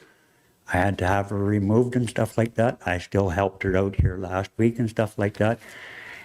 And the young gentleman here earlier or whatever that mentioned that we need to separate some of this from addiction to homelessness is also absolutely, as far as I'm concerned, right and correct. I paid $20 to get on the CMHA. However, there's been some disconnect here, so I haven't been really involved a whole bunch lately and everything else as to what's going on in our community and everything else. And I don't want to get into detail, and it's horrifying, and I don't even want to go there. But I was brutally attacked Saturday morning at 8 o'clock in the morning at Botanical Park. And I had just been having a coffee, watching TikToks on my phone. My little 6-month-old puppy is sitting there in my passenger seat, and I was debating whether to take her for a walk in the park.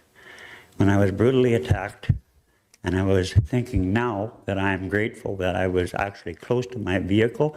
However, that was not a big help because I still got brutally attacked. And when I went to call 911, he grabbed my phone from my hand and threw it and later stomped on it, so it was useless. But at that point, flight or fight, I figured, forget the $1,600 phone. I'm going to the police station. My life is far worth more than that lousy phone is. I wouldn't wish that on anybody. And I'm 60 years old, and I'm not here to whine or complain or anything else. I'm 60 years old. I still drive logging truck. I just bought a house in 2021 here. I have lots of years where I need to make mortgage payments and everything else, and I'm glad that I will heal. I got a really sore tailbone. It's probably bruised and not broken, thank God. But where does it stop? Who needs to get extremely hurt or even worse, killed because of the violence in some of these situations? Anyway, thank you so much, you guys. Thank you. Appreciate it. And thanks so much also to a lot of the audience here that has come up with some very incredible stuff. Thank you. Thank you. Please. Surrender, Mr. Mayor. Go ahead. Oh, okay. All right. Yeah, please. Just quickly, there was a woman that said something about a bear patrol. I've been a part of those. Those really work. It's according to the Criminal Code of Canada, you are allowed to make a citizen's arrest as long as you witnessed them do it. There's certain types of rules that you have to follow to make an arrest, but it could help cut costs, save money. And it's a good way to build skills. So those are my thoughts. Thank you. Thank you. Yeah, we used to have the Neighborhood Watch program in Williams Lake. I remember years back, and when the community policing was way bigger.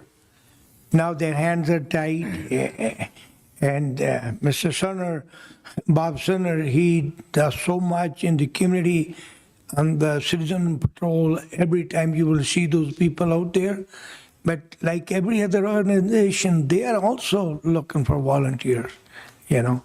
I mean, I remember, God knows, 30, 35 years back, 40 years back, I was part of the community policing committee when we started the Court Watch, Neighborhood Watch, Citizen on Patrol.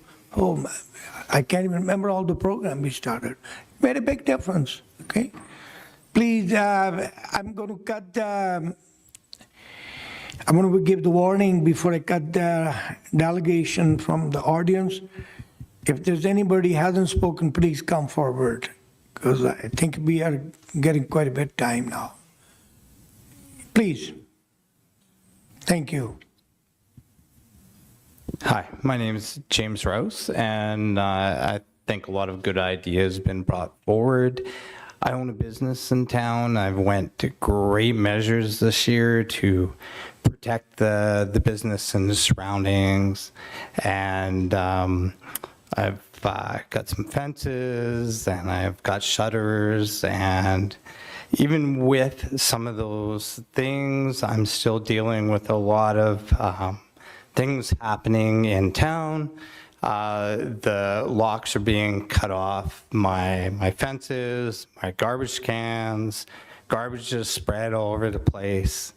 It's a mess. I have people starting fires on my property, starting fires beside my property.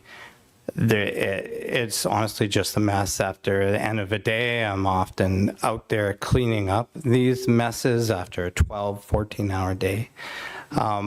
So I think what we're missing in society in general is a lot of respect. And I think in order to get that, we have to have better surveillance. We have to better security, better police, RCMP, that's maybe focused on our downtown area. And that, in terms of business owner, I think, tax-wise, we pay a lot, but I'm willing to pay some more if that's going to help people feel safe coming to our town. And I have 3 kids that I want to turn into great adults, and I want them to come back here. I want them to feel safe. And right now, I don't think they are going to feel safe. They're not going to want to come back here. And if we want successful people coming to our town, we want to feel safe in town. We want people coming to town using the businesses day and night. We have to have better security. And it's not about homelessness. It's really about crime, and it's about people being afraid. I have to walk my staff out of the office now. I have patients and won't come see me when it's dark in the winter. So people are feeling unsafe, and we have to do something about it. And if that means it's security, if that means it's having other things available for these people that need it around, we've got to do it. And we've got to do it from a municipal point of view. We've got to petition provincially. We've got to petition federally. We've just got to make some changes. So I think it starts with us, and we got to do it now. Thanks. Thank you very much. I really appreciate your comments. I think it's time is getting to put the motion on the floor. I see Councillor Nelson and Councillor Moses mention to put the motion on the floor, but before I go there, I know Councillor Delaney been waiting extremely long time.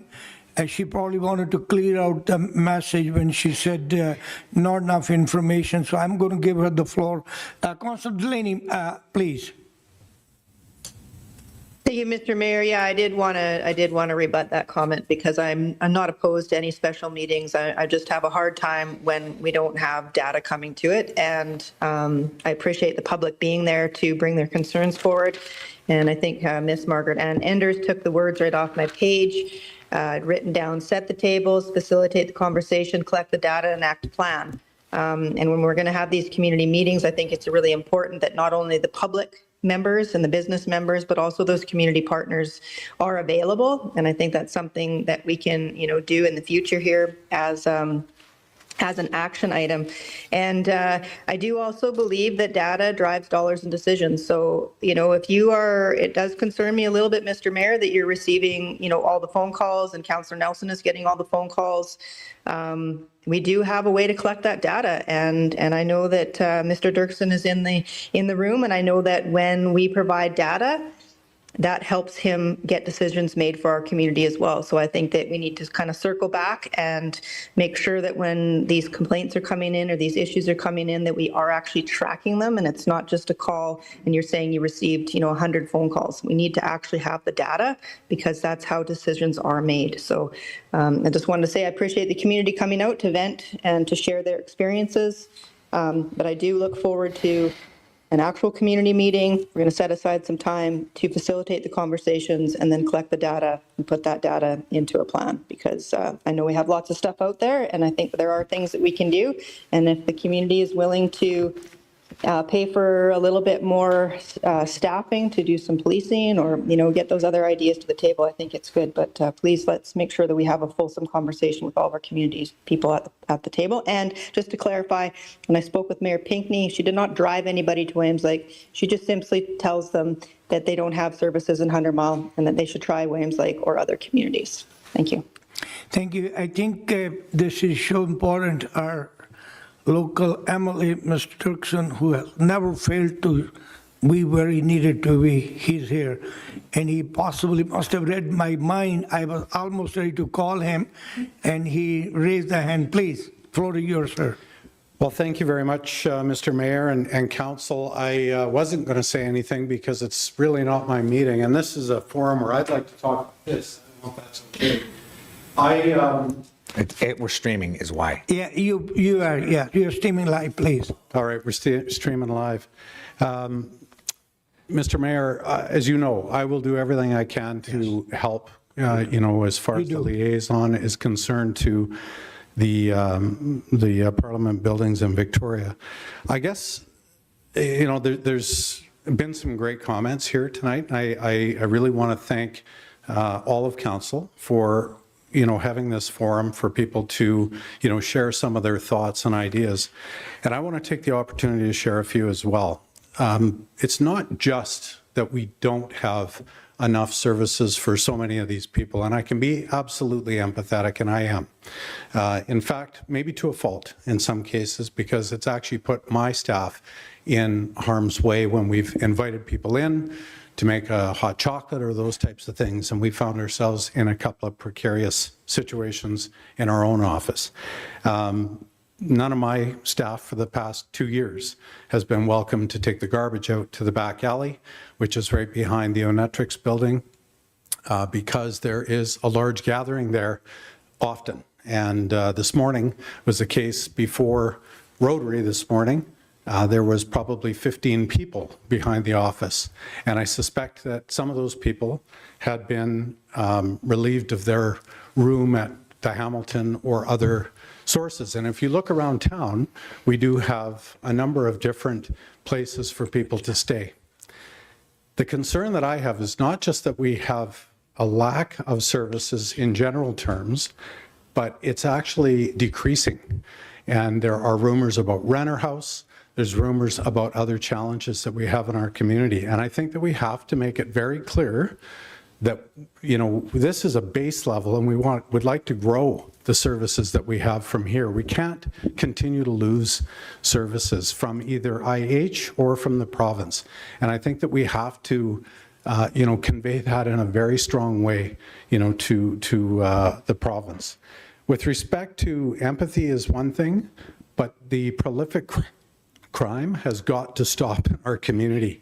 And we are going to all regret someday that, that was not addressed, because we have had very serious situations where we have had attacks. We just heard from a gentleman here, but we have had attacks through the community, and those have been going on for a while now.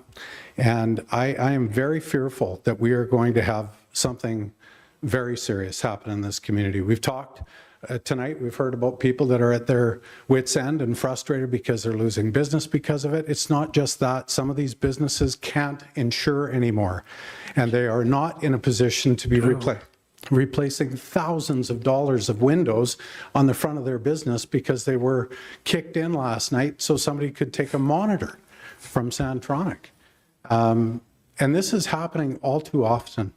I've been a victim of it myself, and I won't bother going there, but that has to stop. And we need to be working with every agency that we can. We do have people that, have roamed our streets for a while here, but we do have many new people that I don't recognize myself. And I, just like anybody here, have been here for 3 decades, but the prolific crime has got to stop, in my mind. And I want to suggest that, the RCMP, I do know that they are trying. I've had multiple meetings with them, but they are finding challenges as well. And those are lack of court dates, those are lack of places for individuals to go. That is another product of something else. And I also just wanted to capitalize on a moment to say I agree with the people that said, I think Jeff said it and a number of others. There are multiple issues here, but we are really gathered here before your worship to talk about crime that is prolific through the community, and it's happening around the clock. It's And the crime is not happening because somebody can't use an outhouse. The crime is happening for something else. They need something, they need money, they need drugs, they need whatever. And we've got to come up with some solutions for that.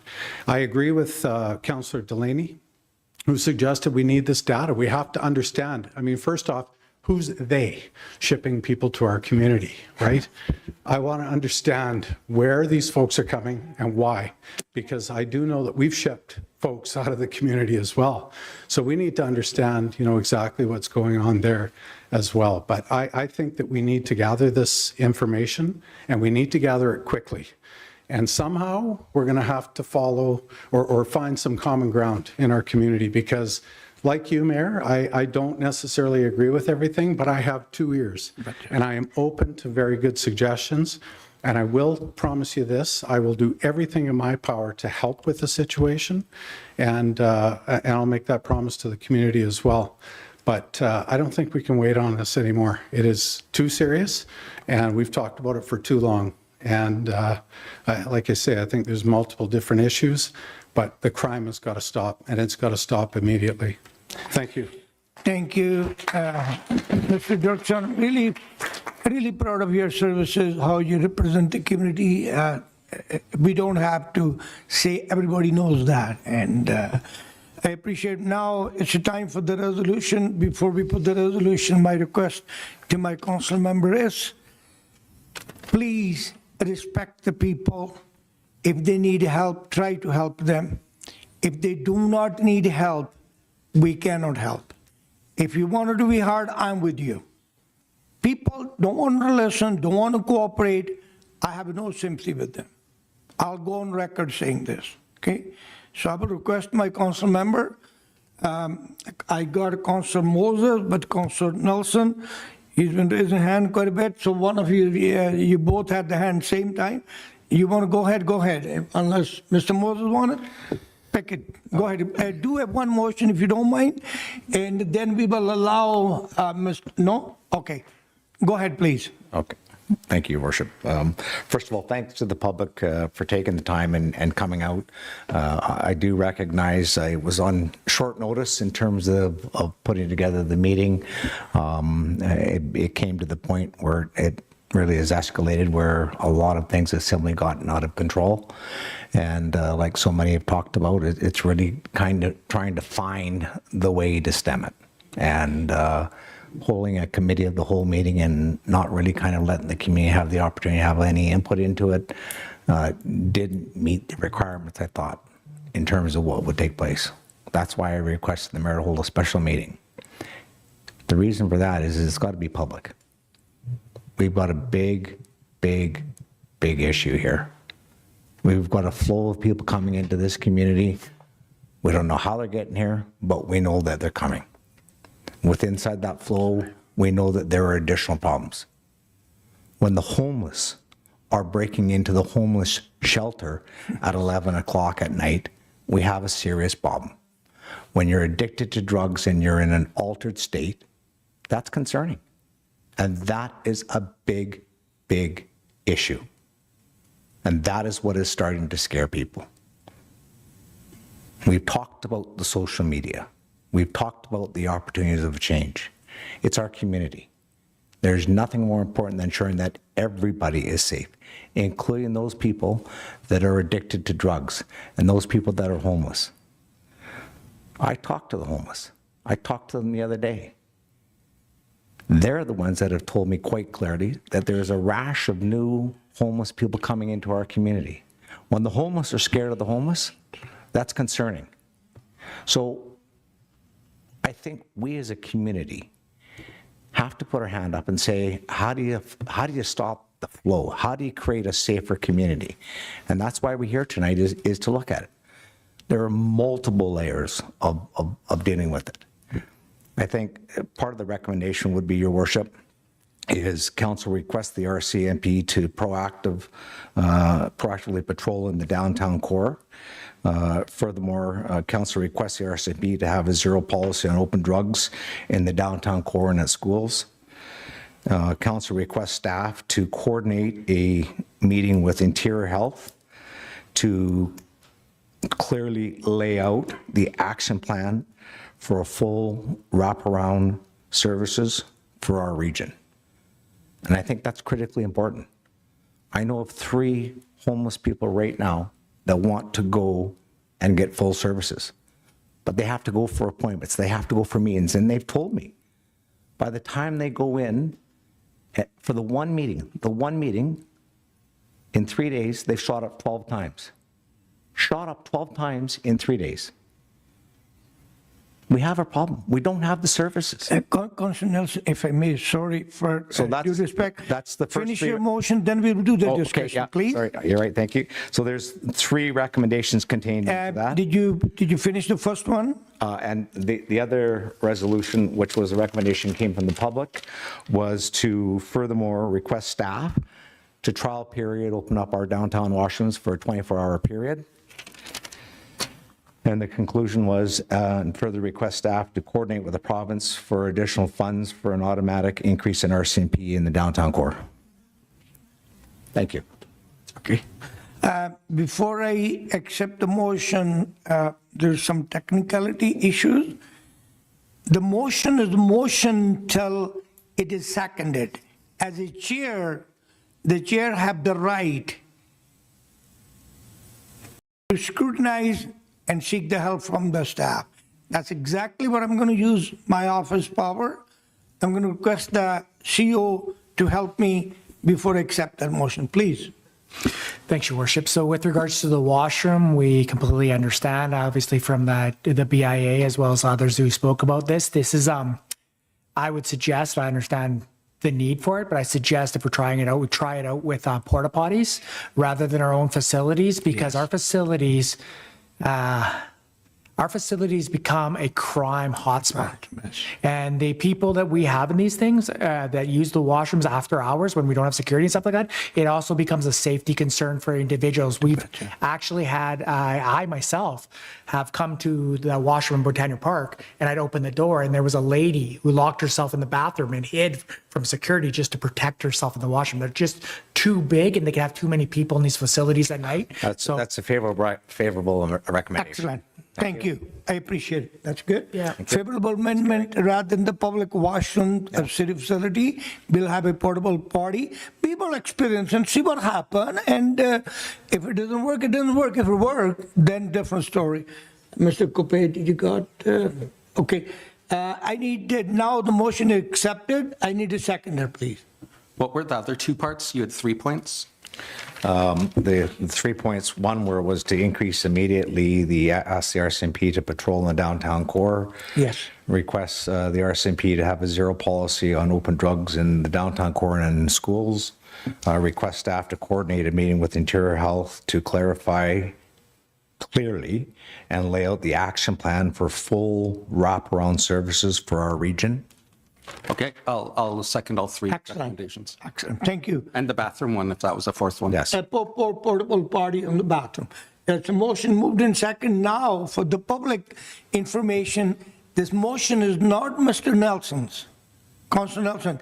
This motion is a council motion now. Usually, the chair would give the first speaking notes to the person who moved the motion. Before we go there, I got Mr. Maraca, please. Thanks, Your Worship. So with the recommendation about the RCMP increasing foot patrols, I understand the purpose of that, but that you won't be able to see any results unless you increase that service. They're still going to triage the importance of the downtown foot patrols with they're dealing with speeders or anything like that. So if you want to do some extra results in the downtown, you're going to have to cough up some resources to actually protect that. That was my other point. That's the second motion will come that. Okay, I see Councillor Delaney and Councillor Flashwiller's hand up. Please, Councillor Delaney. Thank you, Mr. Mayor. Yeah, I don't have any problems with these motions, but again, we don't have the time for fulsome debate. Like, we could debate this now for another hour or 2, and we need staff recommendations. It's one thing to say, yeah, go do this or go do that, but can we actually provide those services? And I know I had a conversation with our CAO on porta potties prior to this, and the cost of them and the cost that it was for the members to go and clean them. So I feel like this is great. This is good gestures of our heart, and we're going to pass the motions really fast. But when the rubber hits the road, we have to have those conversations of what the cost is, what staff capacity is.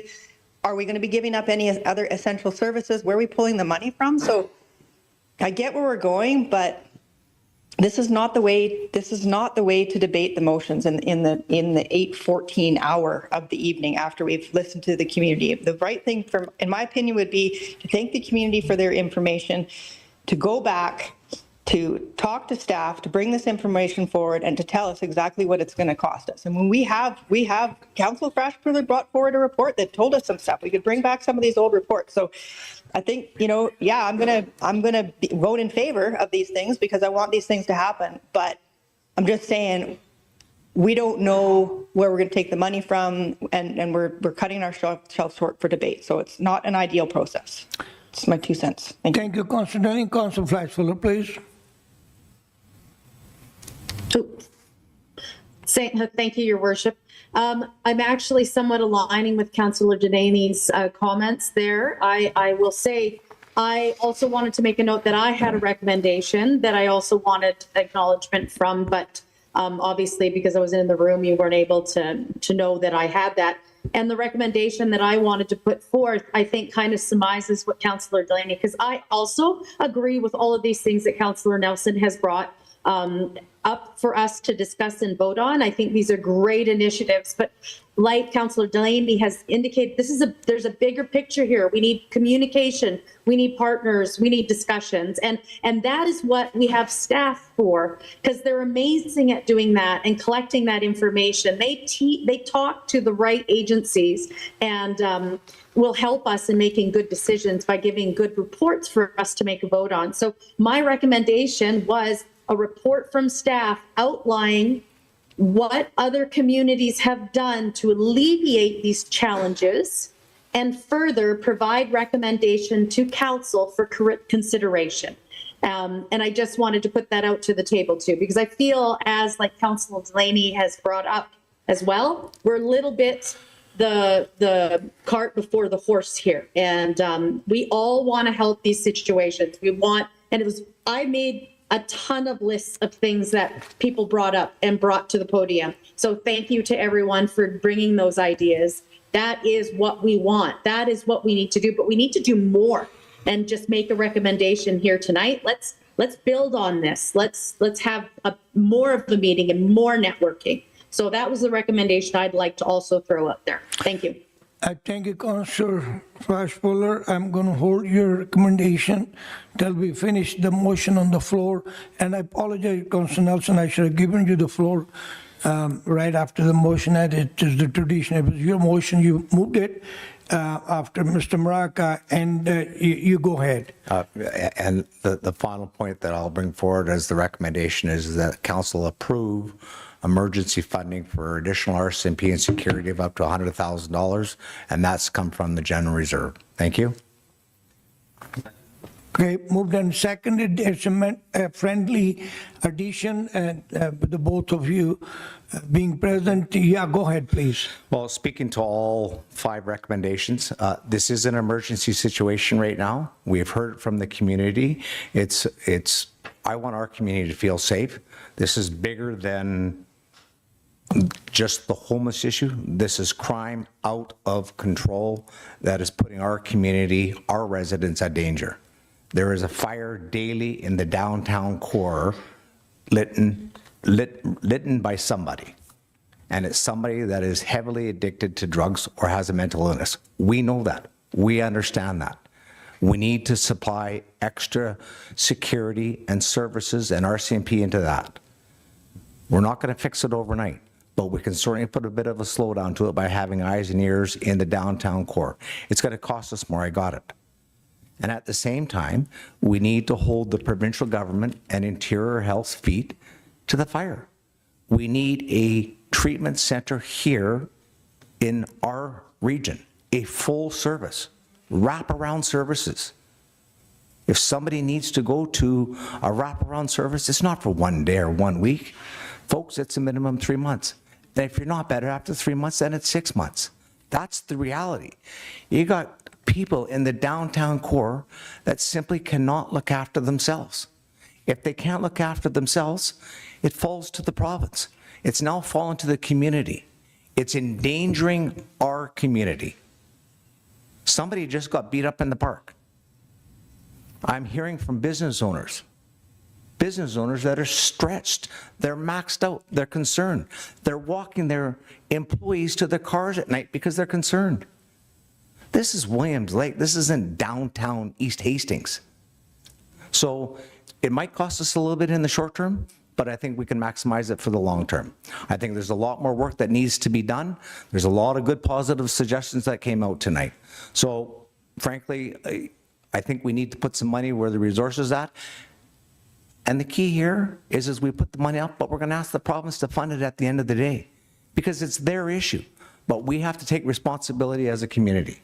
So safety comes first, put the money where our mouth is at. Let's start to lower the crime in this community. Thank you. Councillor Moses, anything to add from your side? You've been,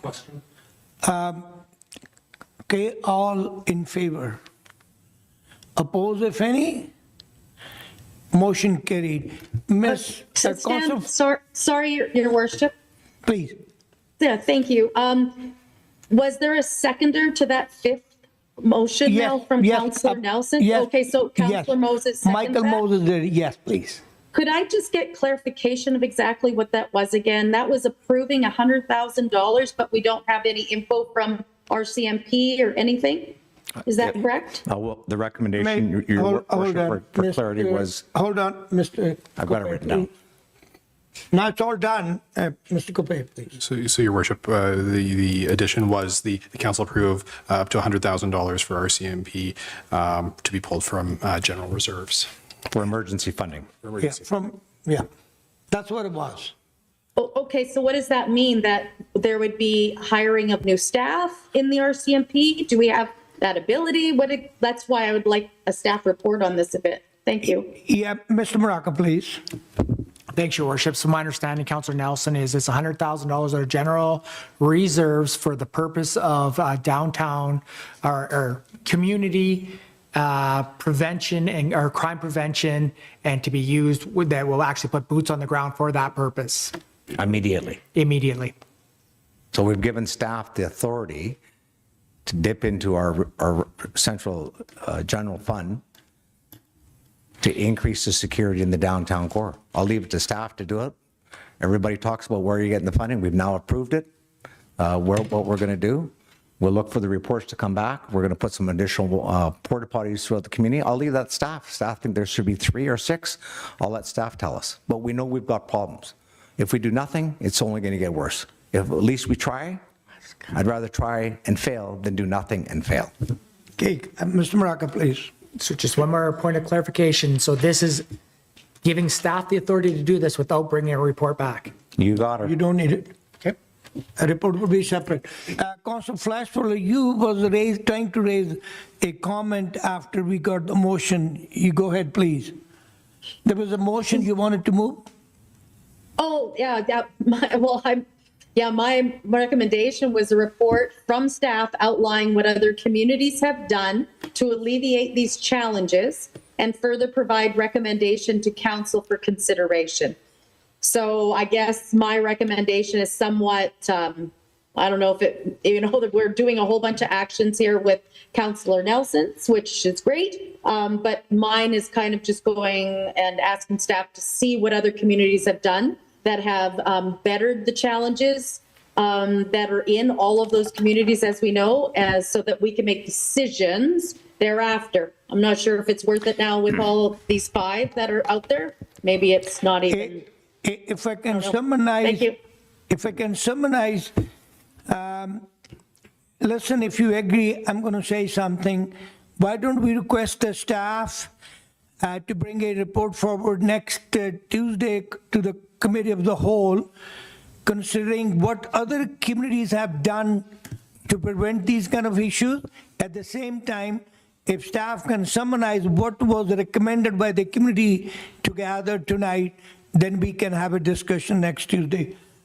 Please. Your worship, you won't get a report next Tuesday. Okay, we won't, okay. No. Okay, fair enough. Not enough time. I was hoping, please, Councilor Moses. I have more motions to make. Is now a good time? Your worship? Yeah, if you wanted to tag something with Councilor Flashfuller, I'm trying to address her request at the same time, please. No, it's on a different topic. Okay, different topic. Okay, Councilor Flashfuller, could you please summarize in 2-3 lines your motion, if you could? Yeah, I can reread it to you if you like, and I'm comfortable with what you had also put in there, Your Worship. A report from staff outlining what other communities have done to alleviate these challenges and further provide recommendation to council for considerations. I have no issue seconding your motion. Even usually chair don't have to second. Any discussion further? I'll call the question being called. All in favor? Please. Sorry, just for clarification, Mayor, did the motion on the table include the addition of having the summary from tonight's meeting? Yes, please. Okay. Same time. Yes. Your worship, just one more thing, Ross. That was already voted on, wasn't it, from Councillor Nelson's motions? Or we? No, that was not added. So just to be clear, Your Worship, the first 5 motions are action-oriented. Get added. They've got the clearance. This is a duly registered council meeting. It's been passed tonight, and the staff have the full authority to go out and take what we want. Any additional motions that are coming forward now are after the fact. Of course, I totally agree what you're saying. What Councilor Flashfuller is saying is we should also find out what other community have done to alleviate, to diminish this kind of issue. That's the motion. Am I correct, Councilor Flashfuller? Yes, Your Worship. Thank you. So I would keep that motion on the floor. I second it. And the motion, on the motion, the question was called. All in favor? Oppose, if any? Carried unanimously. Thank you. Councilor Moses, you have something. Thank you, Your Worship. Okay, so I have a lot of recommendations. Would you prefer I put them together and anyone would pull? However you want to do it, let's see how staff works out, please. Okay, let's go one at a time then.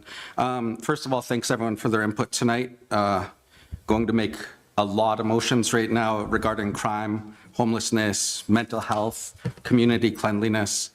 Some are from your ideas tonight. Some are ones that I've taken from my time with Canadian Mental Health and the Friendship Society and so on forth. I'm going to need some potential movers and seconders from the Zoom gallery, as there's just Councillor Nelson and I here. Let's get going. This is going to take a little while. Please. Okay.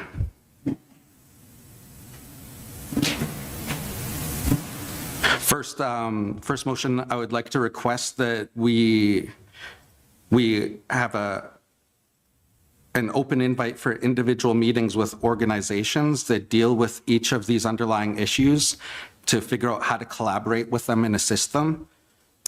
This should include, but not be limited to, community policing, Canadian Mental Health Association, and Downtown VIA Clean Team. Okay, I'll second that. Moved and seconded. All in favor? Oppose, if any? Carried. Okay, second, next. Whereas 72% of our homeless population are Indigenous, I would like also that we make individual meetings with First Nations and Métis governments to receive their perspectives on what our municipality can do to best assist them in their populations. This should include, but not be limited to, WLFN, TNG, NSTQ, Caribou Friendship Society. I need seconder, please. Second. Moved and seconded. Councilor Nelson seconded. Your Worship? Sorry, please. I'm so sorry, but my Zoom just froze when Councillor Moses was reading that. Oh, I see. Sorry. You want him to repeat? Yes, please. Thank you. Please. Okay, yeah, no problem. I'd also move that we make individual meetings with First Nations and Métis governments to receive their perspectives on what our municipality can do to best assist them in their populations. considering that 72% of our unhoused population are Indigenous. And I missed one that needed to be included in there, if it's all right, is the Métis Association. Betcha. And it's been moved and seconded. All in favor? Oppose, if any? Carried unanimously. Next, please. Thank you, Your Worship. I move that we write a letter to Interior Health requesting a delegation about their integrated RCMP and mental health services named Police and Crisis Team, also known as Crisis Response Community Led, to see if this would be a good fit for Williams Lake. This is a project that the RCMP work with the mental health organizations. I'll second I'll second that. Okay, moved and seconded. All in favor? Oppose, if any? Carried unanimously. Okay. Next, I'd like to move that we follow up with UBCM to see what the progress is on creating mental health option for 911 calls. Second. That's excellent motion. Moved and seconded. All in favor? Oppose, if any? Carried unanimously. Thank you, Your Worship. Next, I'd like to make a motion that we request a brief report from staff on Vancouver's year-round access to self-cleaning automated public toilets, also included in their parks washroom strategy. I'll second it. Okay, not that I disagree with your motion, but my question coming to my mind is, before I request the CEO, is the weather difference?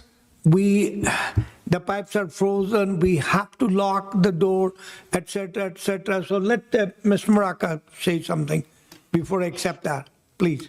Your Worship, all the recommendations that we're hearing on the floor, the washroom's the least of the worries. It's and it's not Councillor Moses, it's not about this, it's about all the resolutions that are happening. Staff will see you all in 6 months and we won't be doing anything with all these reports you're asking for. We're talking about the crime issue, we're talking about that sort of stuff. I'm getting really concerned because you're asking for reports to come back and there's like, I don't even know how many reports. We do reports all the time, but this is going to take some time. So I think it's good to have these reports, but they can't come at the expense of trying to move the ball forward on dealing with the crime in the community, because I'm worried that we're not going to move to that next step without having all these other reports. Like there's a lot of things on the table, all necessary. I get it, all necessary stuff, but we're not moving forward on anything. This is a lot of staff time you're piling on here. I think, Your Worship, I'm one for gathering information. I think the first 5 resolutions that this council passed unanimously were very action-oriented, giving the staff the authority to spend up to $100,000, getting boots on the ground, getting the down tour, putting the pressure right now. I'm not anticipating that we're going to run out and put full staff time into all of these reports. I'm looking at these as the opportunity to build our platform for additional wraparound services and lobby the provincial government for more money. I understand where my colleague's going, so it's one of these ones where I think we look at the immediate action now, and I think we're trying to lay a bit of pecker tracks in terms of where we want to be at to have additional information. So does that make sense, Councillor Moses? Yes. Thank you. And meeting with IHA, because they are the key component, I'm all for that. I love to corner those people when they come here. This council is very good building the relation, and we never used to have any open dialogue. Now, every time something happened in the IHA jurisdiction, I get the email right away. I forward to the council. Now I get tired moving all the email. Yeah, please.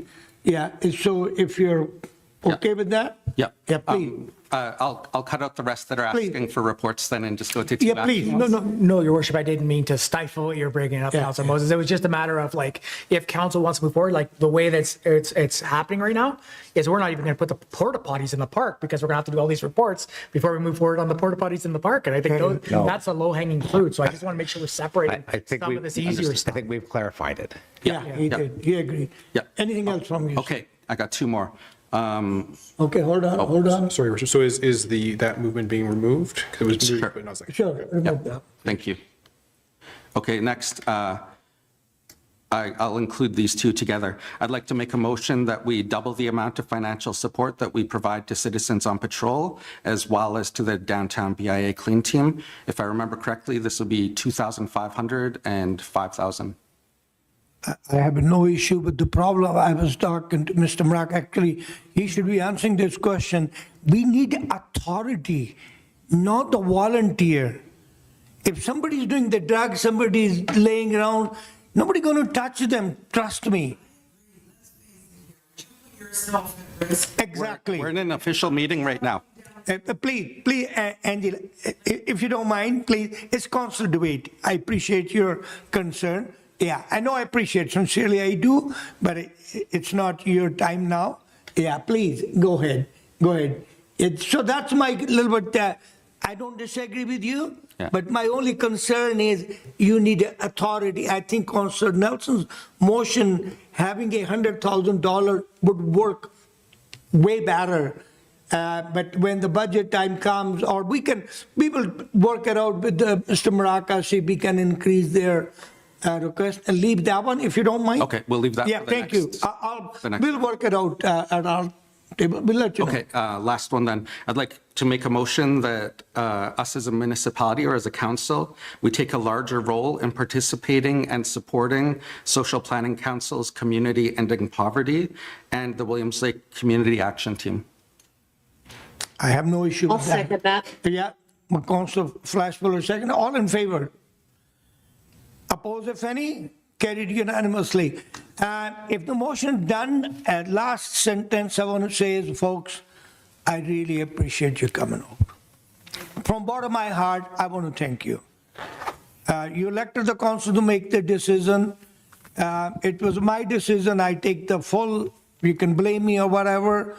A lot of council members contacted me, staff contacted me, people contacted me. I was lost. I didn't know what to do.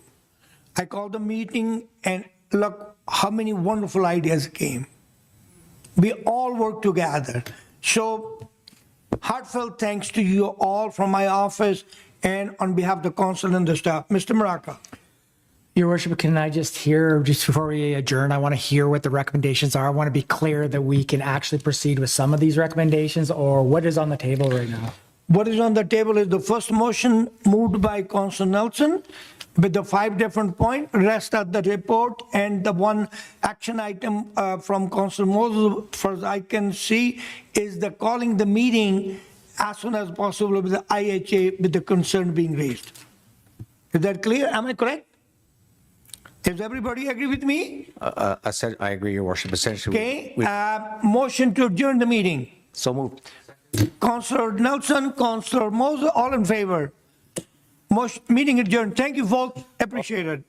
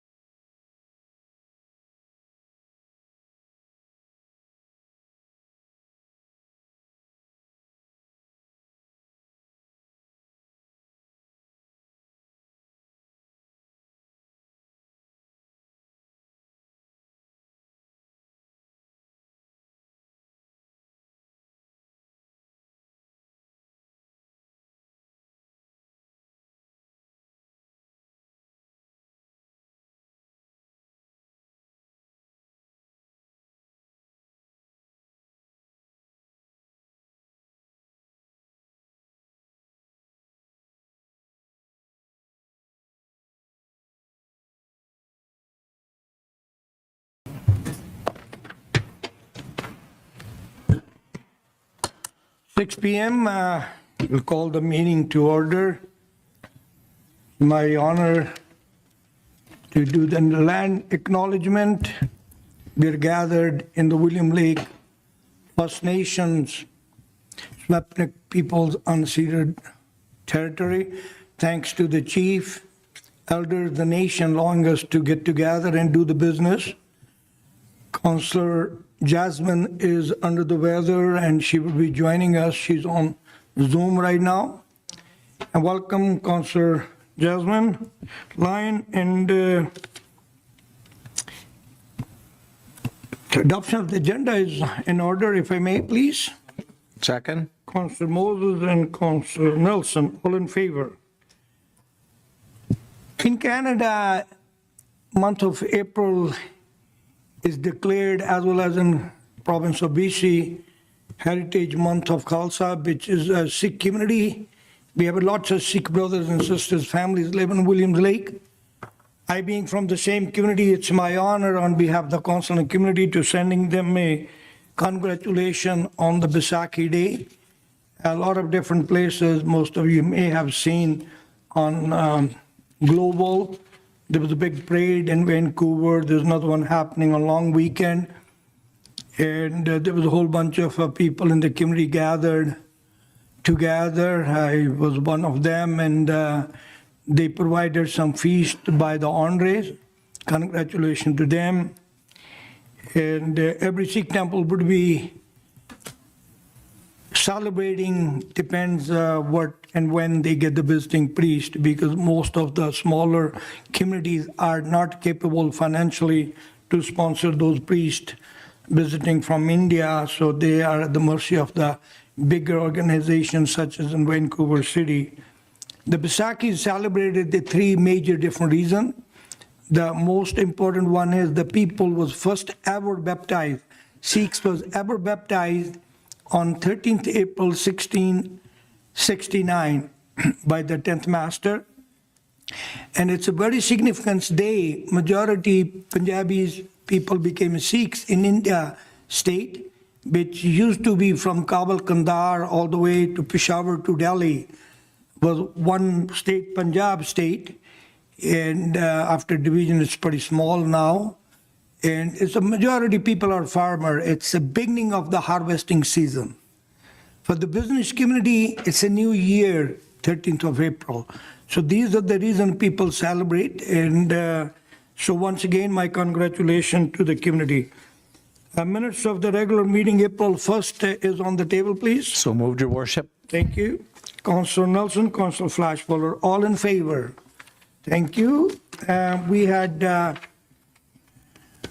our good friend here. There's a saying, and I believe it very strongly in it: if your financial house is in order, everything is in order.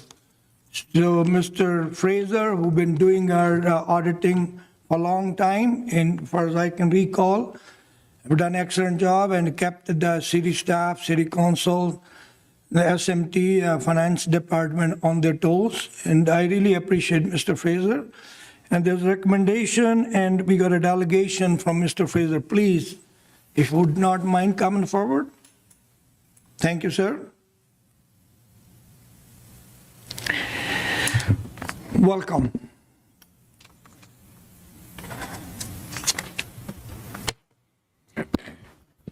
Thank you, Your Worship, councillors. Do we have a digital copy of the statements? Do you guys have one, or want to put up on the screen? It's attached.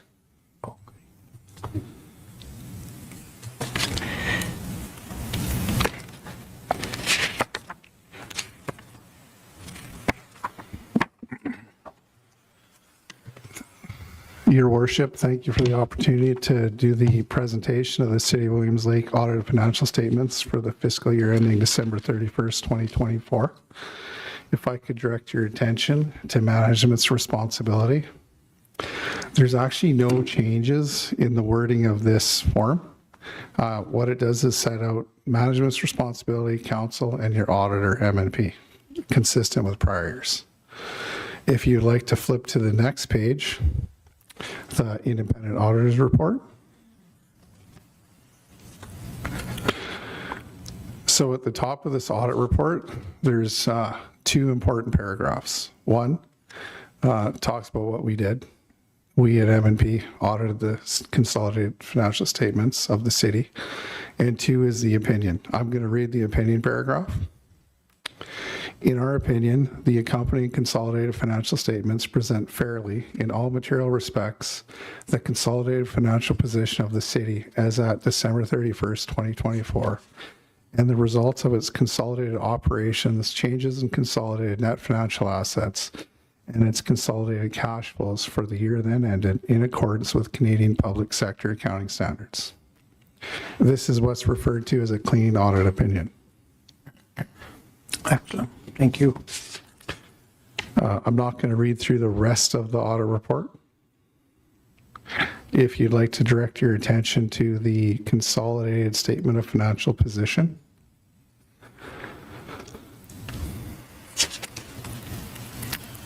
Wow. Your worship, do you guys have these statements in front of you, or are you looking up on the screen? We got it in front of us. Oh, okay. So what I'd like you to do is I'd like you to look in the middle of the page at net financial assets, 31,108,000. You guys all see that? So what net financial assets mean is your cash or claims to cash equivalents are greater than your obligations, your financial liabilities, which again are things that you have to pay out in cash by $31 million. So I would say that's a pretty significant improvement in the city's statement of financial position over the last decade. There was a time where this was actually a net financial liability. Correct. So there was actually less cash or claims to cash than there were financial liabilities. So I would say that's very positive. If we go back to the top, we look at your cash and temporary investments, you can see they've increased. So the big reason for the increase in cash here is the timing of some grants. And the other thing to note is there was 1.1 million in interest revenue earned.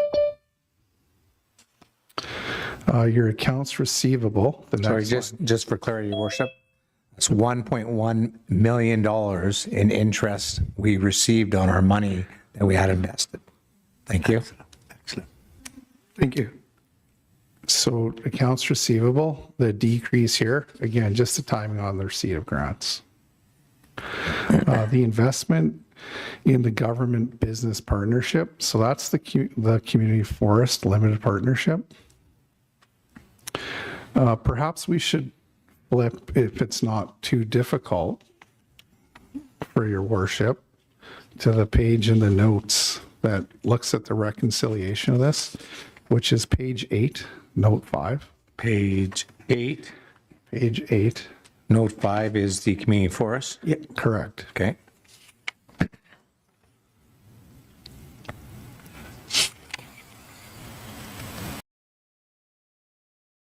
Page 30 for council member.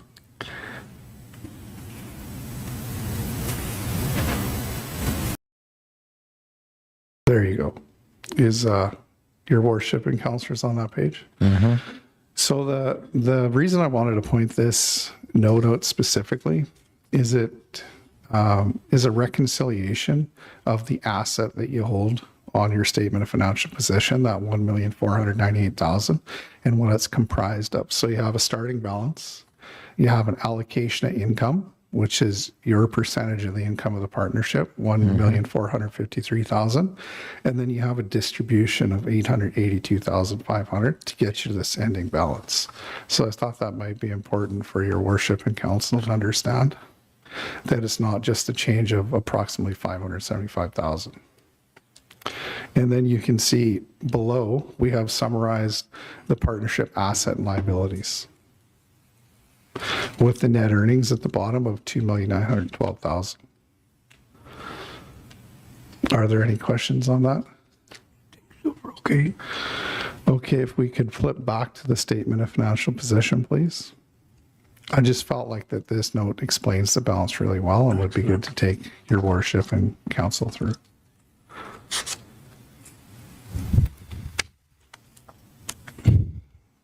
So the next line we have here is investments. So there was an allocation of $52,000 and some interest income, which results in the increase in this account balance. Your accounts payable and accruals is relatively consistent with prior years, so nothing to note, as is due to other governments. Deferred revenue, there was a new grant in the last fiscal year that was unspent, so it found itself in that account. Due to cemetery care fund, you can see the $383,000. While this amount is not material, it's just a change in presentation. There is a reconciliation of this fund in the notes as well, which I don't think we need to go through at this time. asset retirement obligations. This is the big change in the current year.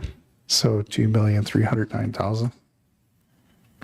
What that represents is the adoption of a new standard. The way that's recorded is an increase in the tangible capital assets of $2,309,000 with an offsetting liability. As it's amortized into income, the asset side's amortized into income as an expense, and retirement obligations amortized into income is income, so they net out. Essentially, that's what they're supposed to do. The purpose of the standard is really to draw attention to elected officials that there could be some sort of future liability related to the assets that have these issues. And I say could. There may not. An example, if you were to sell a building, you would have no liability for that building, right?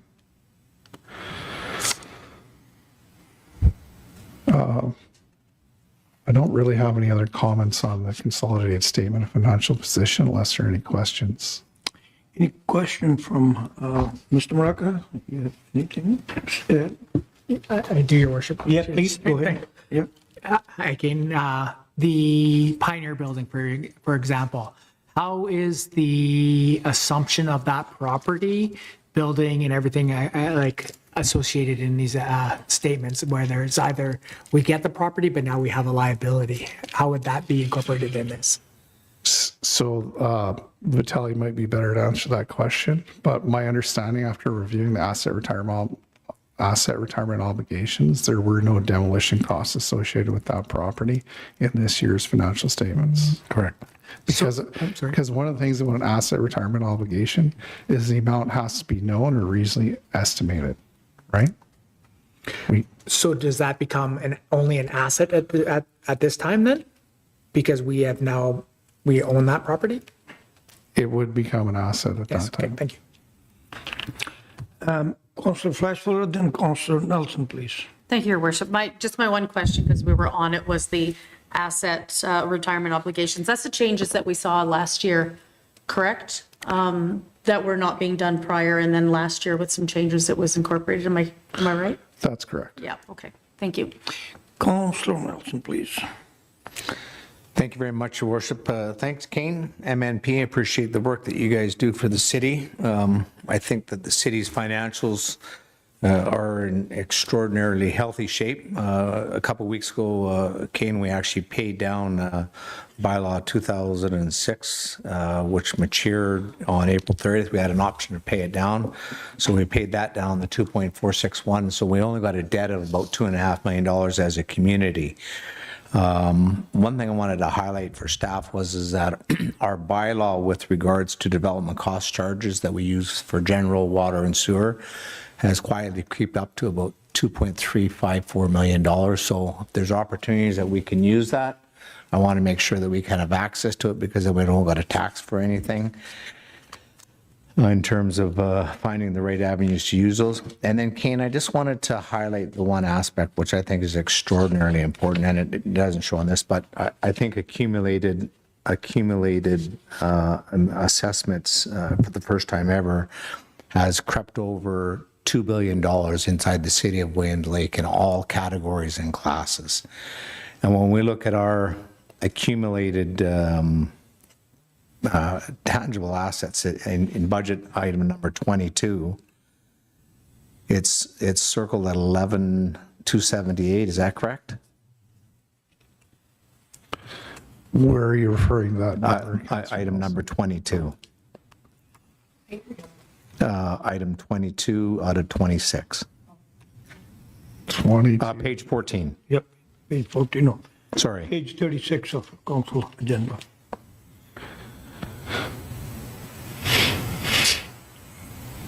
Item number 22, Councillor Nelson, I'm not sure where that is.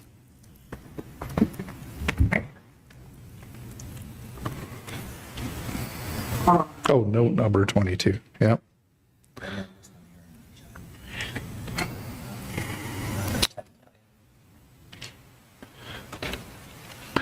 So Councillor Nelson question was within regard to the accumulated surplus on page 13, note 20.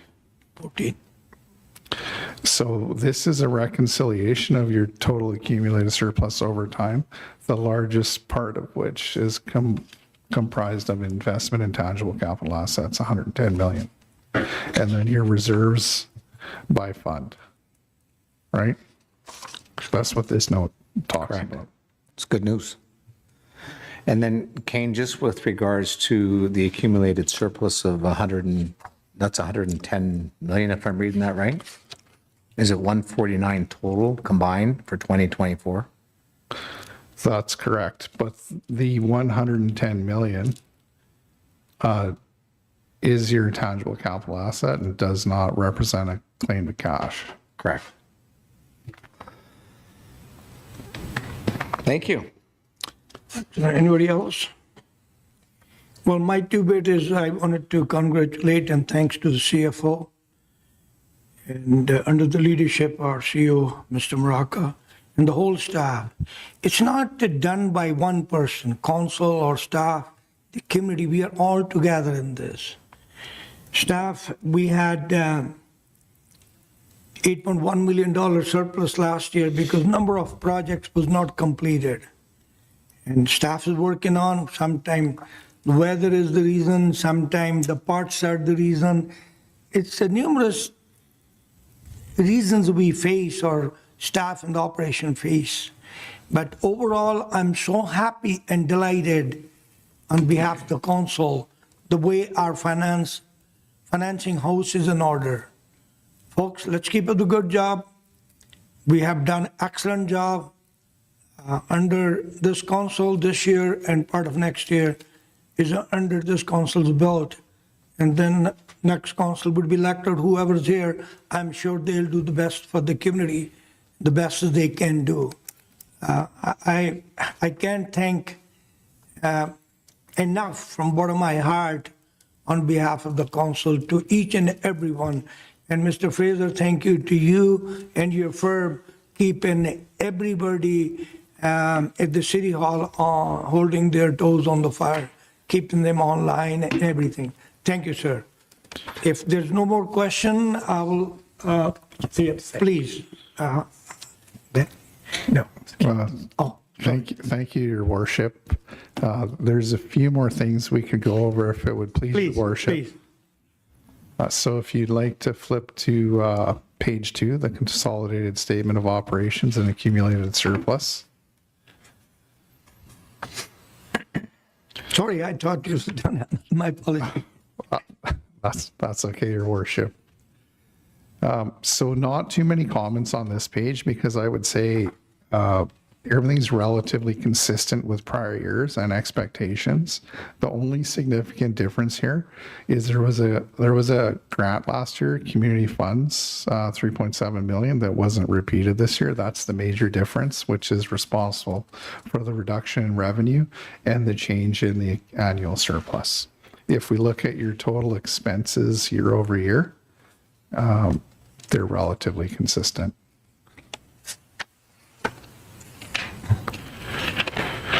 If you would like to flip to the consolidated statement of changes in net financial assets. This is just a reconciliation to get your ending net financial assets for the end of the year.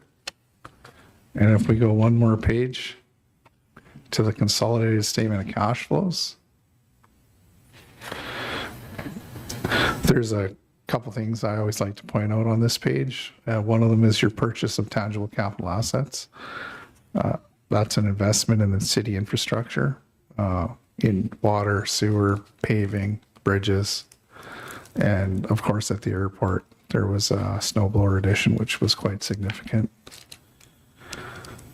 And we see the 882,000 distribution from the community forest as an increase in cash. And in the middle of the page, $890,000 in long-term debt repayments. That's the principal portion. Your Worship, the rest of the notes, the consolidated financial statements are consistent with prior years, other than the asset retirement obligation, which we spoke about. And unless Your Worship would like to, I would recommend that we don't need to go through the notes to financial statements. Thank you. So that concludes my presentation, Your Worship. Thank you very unless much. there are Appreciate it. Any other questions to Mr. Nelson, please? I'll move the recommendation, Your Worship. Thank you, staff. Recommendation that pursuant to the report of the Chief Financial Officer dated April 10th, 2025, Council receive the 2024 City of Williams Lake annual financial statements and approve them as presented, receive and accept the auditor's report, and authorize the Mayor and Chief Financial Officer to sign the management letter and the financial statements on behalf of the city, and further that Council authorize the Chief Financial Officer to make the submission of the audited financial statements and any other relevant financial information to the Inspector of Municipalities as required. So moved. Moved and who seconded? Oh, Council Bain. Moved by Nelson, Council Bain. Any question, comment? Hearing none, all in favor. Thank you very much, sir. I appreciate once again your dedication, your help to the staff and council. Thank you, Your Worship and Council. We appreciate the opportunity to work for the City of Williams Lake. You betcha. Thank you, sir. And moving on, general government, page 41, computer checks, please. Recommendation that the accounts payable computer check and EFT listings dated March 18th, 19th, 20th, and April 3rd, 9th, and 10th, 2025 be received for information. So second. Moved in second, Council Fleischberger, Council Nelson, all in favor. Carried. Moving National Volunteer Week proclamation. The recommendation that pursuant to the report of the Deputy Corporate Officer dated March 7th, 2025, Council proclaim April 27th to May 3rd, 2025 as National Volunteer Week in the City of Williams Lake in recognition of the volunteers that selflessly dedicate their time and efforts for the betterment of the community. Council Fleischberger, Council Bain, any comment, question, concern? Well, it's a excellent idea to do the proclamation. I always been promoting, I believe in volunteering in the community. Like I always said, any community is known by their volunteers and organizations known by their workers. William Lake, I have seen in last 51 plus years I've been here, a lot of volunteers, doesn't matter where you go. I always request to the people, go seek your neighbors, see if you can help them. A lot of people are doing, I see people here and there. I don't want to beat my own drum, but since 25th of February, I haven't slept till 2:30 in the morning because of my volunteer work I'm doing. And it's only for 2.5 months regularly during the year, it's regular. So I request each and every one of you, there's lots of volunteer for the city. Our major volunteer, I can't name everybody because just a couple of them quickly come to my mind, is our firefighter volunteer. Our program is run other than 3 or 4 or 5 permanent staff members, majority firefighters are volunteer. And they are paid on call, but nothing, it's, I would say, they shouldn't be called paid on call, they are kind of compensated for their time, like a stipend sort of thing, you know. And our ESS volunteer, working with our Director of our Emergency Support Services, Mr. Dixon. There are lots of, there's so many to name. Please keep up the good work. And our CEO just blown in my ear a few minutes before, on 30th of April at the fire hall from 11 o'clock to 1 o'clock, there will be a barbecue, appreciation barbecue done. That is not open to the public. If you're a volunteer, honestly, you're most welcome to come join the CEO and the mayor and council. And actually, this is the first time CEO has asked me to make sure the mayor and council are cooking, and we will be cooking. Whoever can, some people had their day job, they're committed on one or the other place, but I'm sure whoever could come from council, along with CEO and other senior staff member, we will be all there in cooking. Please come on 30th April, it's the last day of the month, and you know, to come enjoy. And my hats off on behalf of the council and the community to all the volunteers, regardless where and what shape and form you volunteer. Please, all in favor of the resolution? Carry. Thank you. Sport for field naturalist, please. Recommendation that pursuant to the report of the Manager of Economic Development dated April 3rd, 2025, Council support the Williams Lake Field Naturalist application to Northern Development Initiative Trust Community Places Program for funding to support the replacement of the Otter Bridge at Scout Island. So moved. Moved and seconded. Council Flash Fuller, Council Nelson. Thank you, Your Worship. I'm sorry, were you acknowledging me for speaking? Yep, I did. Okay, thank you. As a liaison for the Field Naturalists, I just wanted to commend them on all the efforts they do, and I support this application for them to try and receive the funds for Otter Point Bridge. I just also wanted to mention for the community to know, like, they do such great work. It's such a great trail infrastructure for our community. I see people down there all the time. And I also want to mention that within this report, like, they are with intent of trying to make sure there's wheelchair accessibility for this new bridge if it goes in, which is also one of those things as a community and as a council, we definitely advocate for, because being the hometown for Rick Hansen, it's one of those things that we're always conscious for. So it's just great to see that this is another amazing group that's in our community doing amazing work. You will announce the amount they are putting application in. It's in the report. I'd rather let you do it. Okay, sure, Your Worship. I think their application was for, the fund provides up to $30,000 or 70% of the Yes. eligible project. Yeah.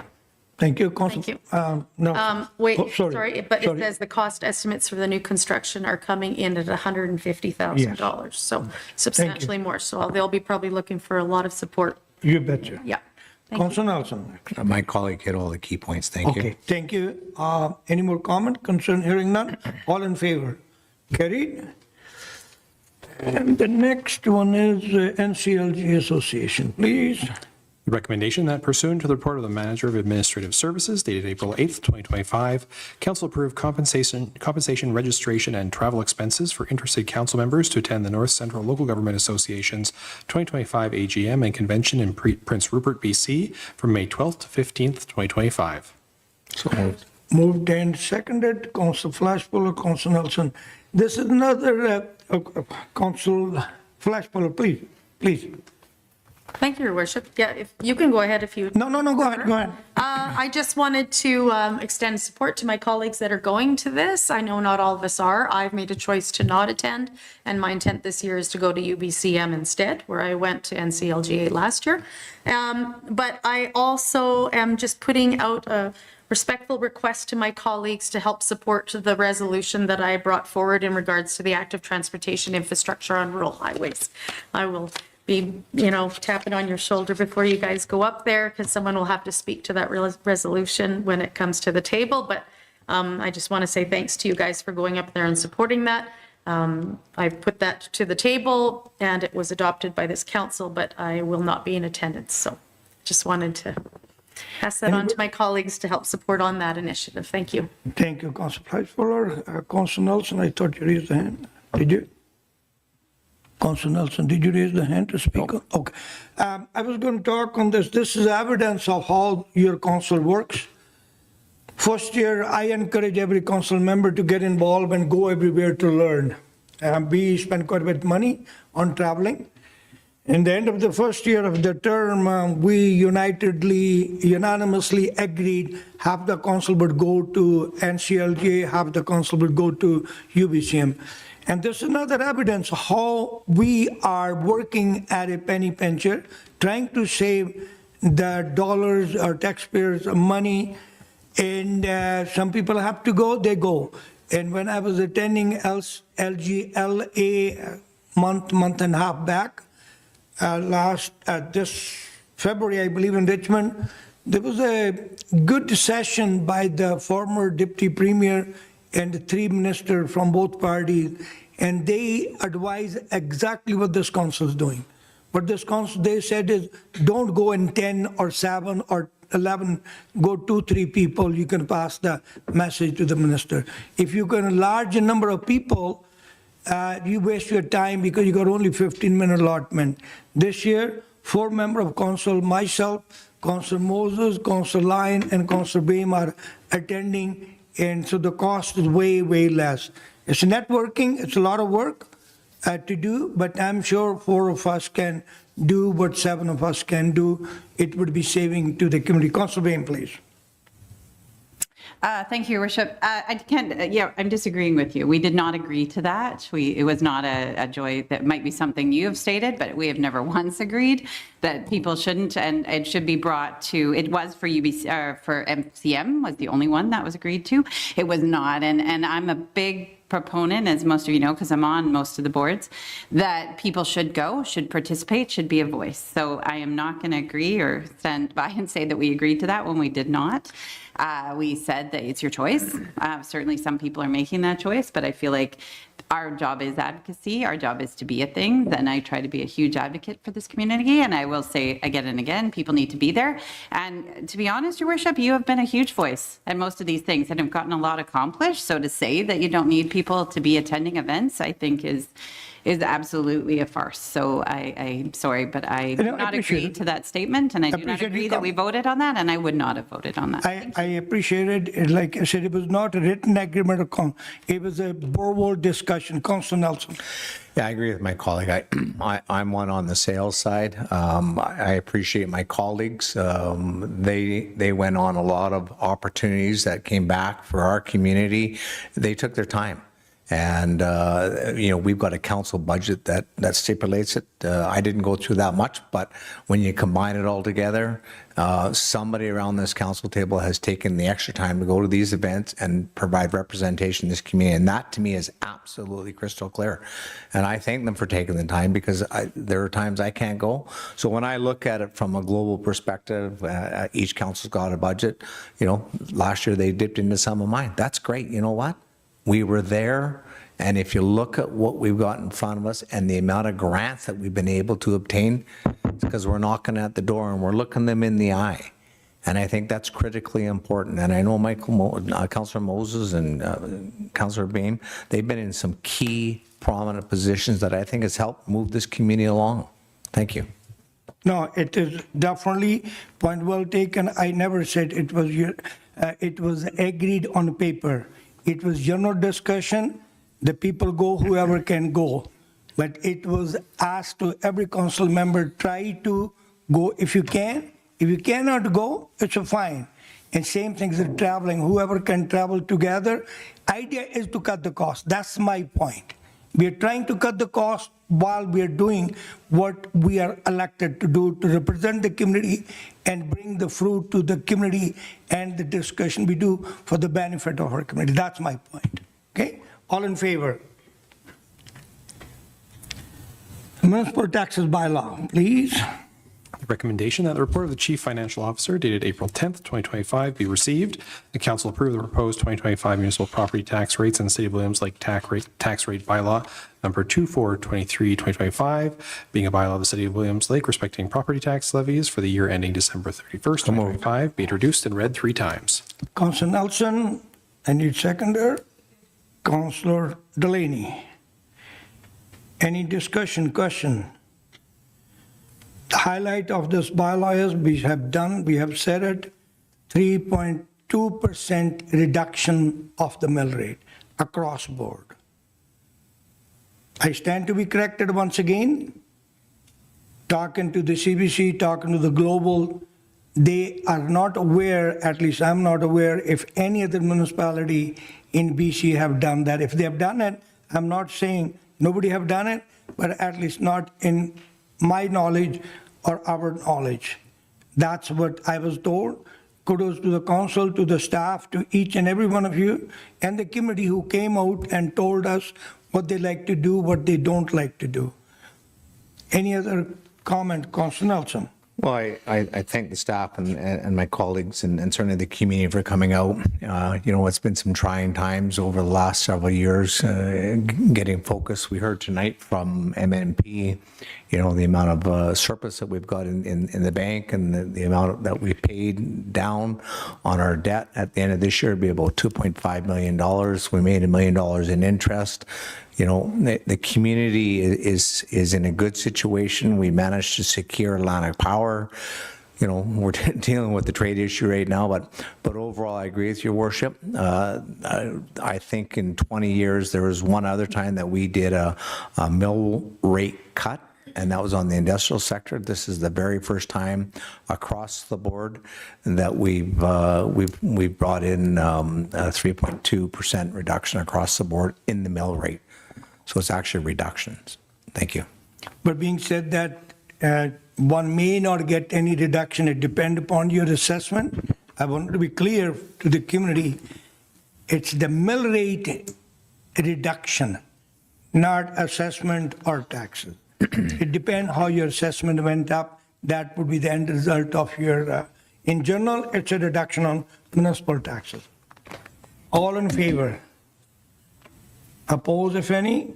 Councillor Flash Fuller? Opposed. Okay, Councillor Lyon, motion carried. And move along, Fairview Drive Emergency Booster. Recommendation that pursuant to the report of the utilities foreman dated April 8th, 2025, council authorized staff to proceed with the tender phase of the Fairview Drive Emergency Booster Station project. So moved. Moved and seconded. Question, Nelson, Councillor Flash Fuller. Well, this was a project that's been on the books for some time. I just have to do a shout out to staff. They went out and found us over $1 million grant to do this. Our contribution level is about $155,000. This is an important piece of infrastructure to upgrade, well over $1 million for the west side. And it has a number of positive benefits to ensure that water circulates at key times, and we could build up the opportunities and continue to ensure that water flows in emergency situations. So thanks to the staff, great job, and especially finding that $1 million grant. I think that's Excellent. Beth done. Excellent. Councillor Well Flash done, Beth. Fuller, please. Councillor Flash Fuller. Thank you, Your Worship. Yes, I just wanted to also tell staff that I support this. I know there was the position that the council made in regards to any procurement for products from the United States, and that's the concern and why this is being brought to our attention. I personally feel that our number one priority is to make sure that the safety and health of this community is happening. That is our number one intent. That is what we need to do as a council. And as much as we want to support all of these positions of trying to procure in Canada and other countries as much as possible, sometimes it's not always the option there. And right now, that's what's happening with this. And as my colleague pointed out, it's $1,144,680 in a grant that we've received. If we decide or tell staff that they can't pursue this because of that position that was made as a council to say nothing from the states, we wouldn't be able to put this through. And I don't want to see those funds being lost. So I support staff on this initiative, and I support our community. I just think that it's really important that we do what we can, but we make sure that we focus on what we're responsible for too. Thank you. Councillor Nelson, second time. I'll take the $1.1 million gift from the provincial and federal governments, and I'll bite my tongue on Trump. Thank you. I appreciate it. There's no question these kind of project, when council along with the senior staff or staff work so hard getting these grants, and we're not going to turn away. Like my colleague said, the safety is the key issue. The operation and safety is the key issue for the benefit of this community. Yes, we are sticking together with the Team Canada, with the Team BC, supporting them 100%, no question asked. But certain time we got to bite our tongue. We can't help it, like my colleague said it. There's no way we're going to send this grant over $1.144 million back when our staff worked so hard. And no, this is to do the thing, and it's for the betterment of our society for tomorrow, our community in particular. All in favor? Carried. And waterfront enhancement, please. Recommendation that pursuant to the report of the senior engineering technologist dated April 9th, 2025, council received the finalized waterfront enhancement plan for information. So moved. Council Nelson and Council Flash Fuller. I'll have a backup Okay, Councillor addition Delaney. to this resolution as well, Your Worship, but let me talk on this project first of all. This is absolutely fantastic. Oh, sorry. Oh, sorry. I thought you moved in the Oh, Council sorry. Flash for a second. It's okay. Yes, moved It's a second. misunderstanding. Yeah, you moved in second. Councillor Delaney is on the apologize. speaker list. Sorry. Yeah. Thank you. Yeah, Councillor Delaney, please. It's all good. I'll get you. It's all good. I'm sure that Mr. Nelson will have lots to say about this as well. I just wanted to say thank you actually to previous council members for putting this project forward and to staff for the time that they took to put it together. I think that this is an excellent example of a planning exercise that's going to be a benefit to the community and helps us with those shelf-ready pieces, and then we'll tie into the OCP. And I believe that even if we don't have a weed harvester, this plan will still be awesome. Thank you. Oh, Councillor Nelson, sorry, but Well, this is big, this is bold, and it's beautiful for Williams Lake. This is 3.5 years in the making. It got started 3.5 years ago. We asked the community what they wanted to do down on that waterfront. And the waterfront enhancement plan is a crucial step, I think, for Williams Lake to realize the vision for a revitalized waterfront in that whole area. It really highlights, I think, our natural uniquenesses down there. But this plan creates incredible opportunities to this community. And when I say opportunities, I'm just going to list off some of the things that is included within this plan, because watching it be developed and the community input and to see the final draft, it's beyond my imagination, to tell you the truth. Just the connection of the walking trails from our existing bridge that we've got at Scout Island down 1.5 kilometers on a walkway to 2 other beaches is an added significant benefit. And when you read the report, it talks about what my colleague always talks about is livability. And that is that people will use it even more and more when it's built. So when you look at this plan that's in front of us, it's got a plaza, a multi-purpose arena or area with potential for winter use. It's got a children's play area. It's got a gazebo area with sitting. It's got a gathering area with picnic tables. It's naturalized vegetation around the entire area. It's got a concession stand with double washrooms. It's got kayak with canoe rentals. It's got a food truck area as well. It's got a trailer, truck, and parking only. So when you drop your boat or whatever you drop off, you've got places to park. It's got a double boat launch as a recommendation, Your Worship. It's got a huge floating dock on it. It's got a dog park attached to it as well. It's got car parking with charging stations. It's got boat in staging key areas and boat out staging key areas. But the best part about this is that it's designed and it can flow right into our official community plan. We can take it and we can start to work on it. We can get grants.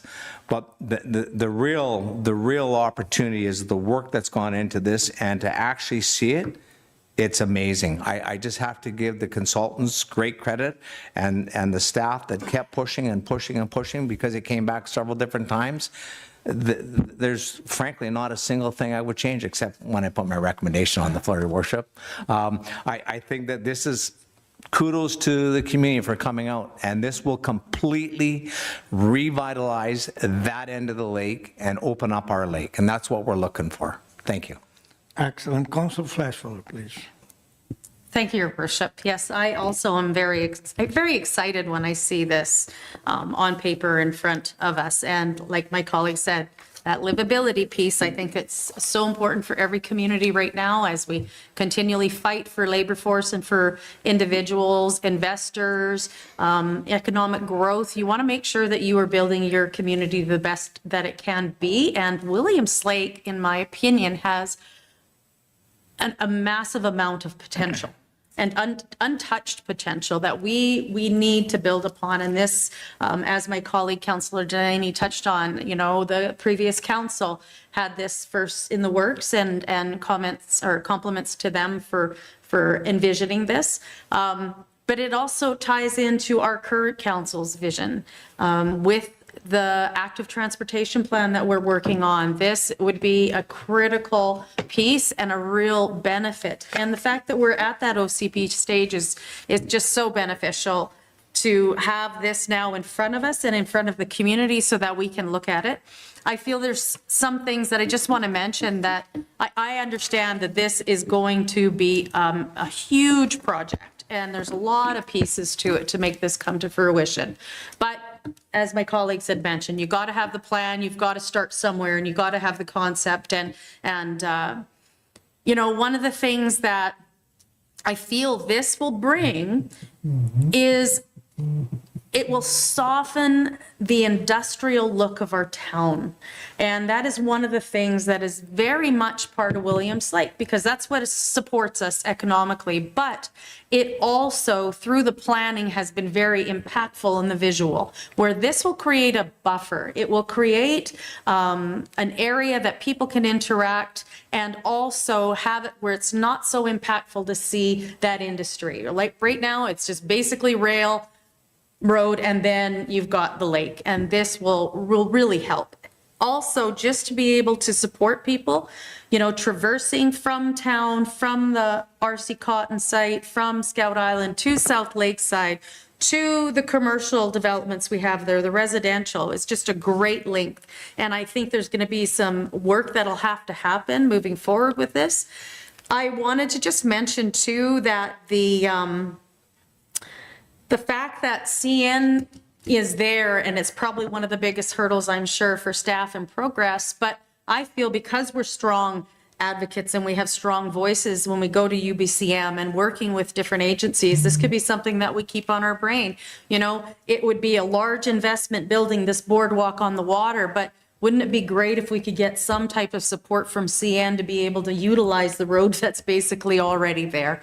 I know myself, if I run into somebody at the trade show that's from CN, I'm going to start hammering on them and going, what is the potential for you supporting us on this development for our community? Because I think that those big corporate enterprises need to support communities when they go through, and Williams Lake is prime for that, especially because there's been a reduction in the amount of CN rail work that happens in Williams Lake. It's not like it's rail that's going all the way to Vancouver anymore like it used to be when it was BC Rail.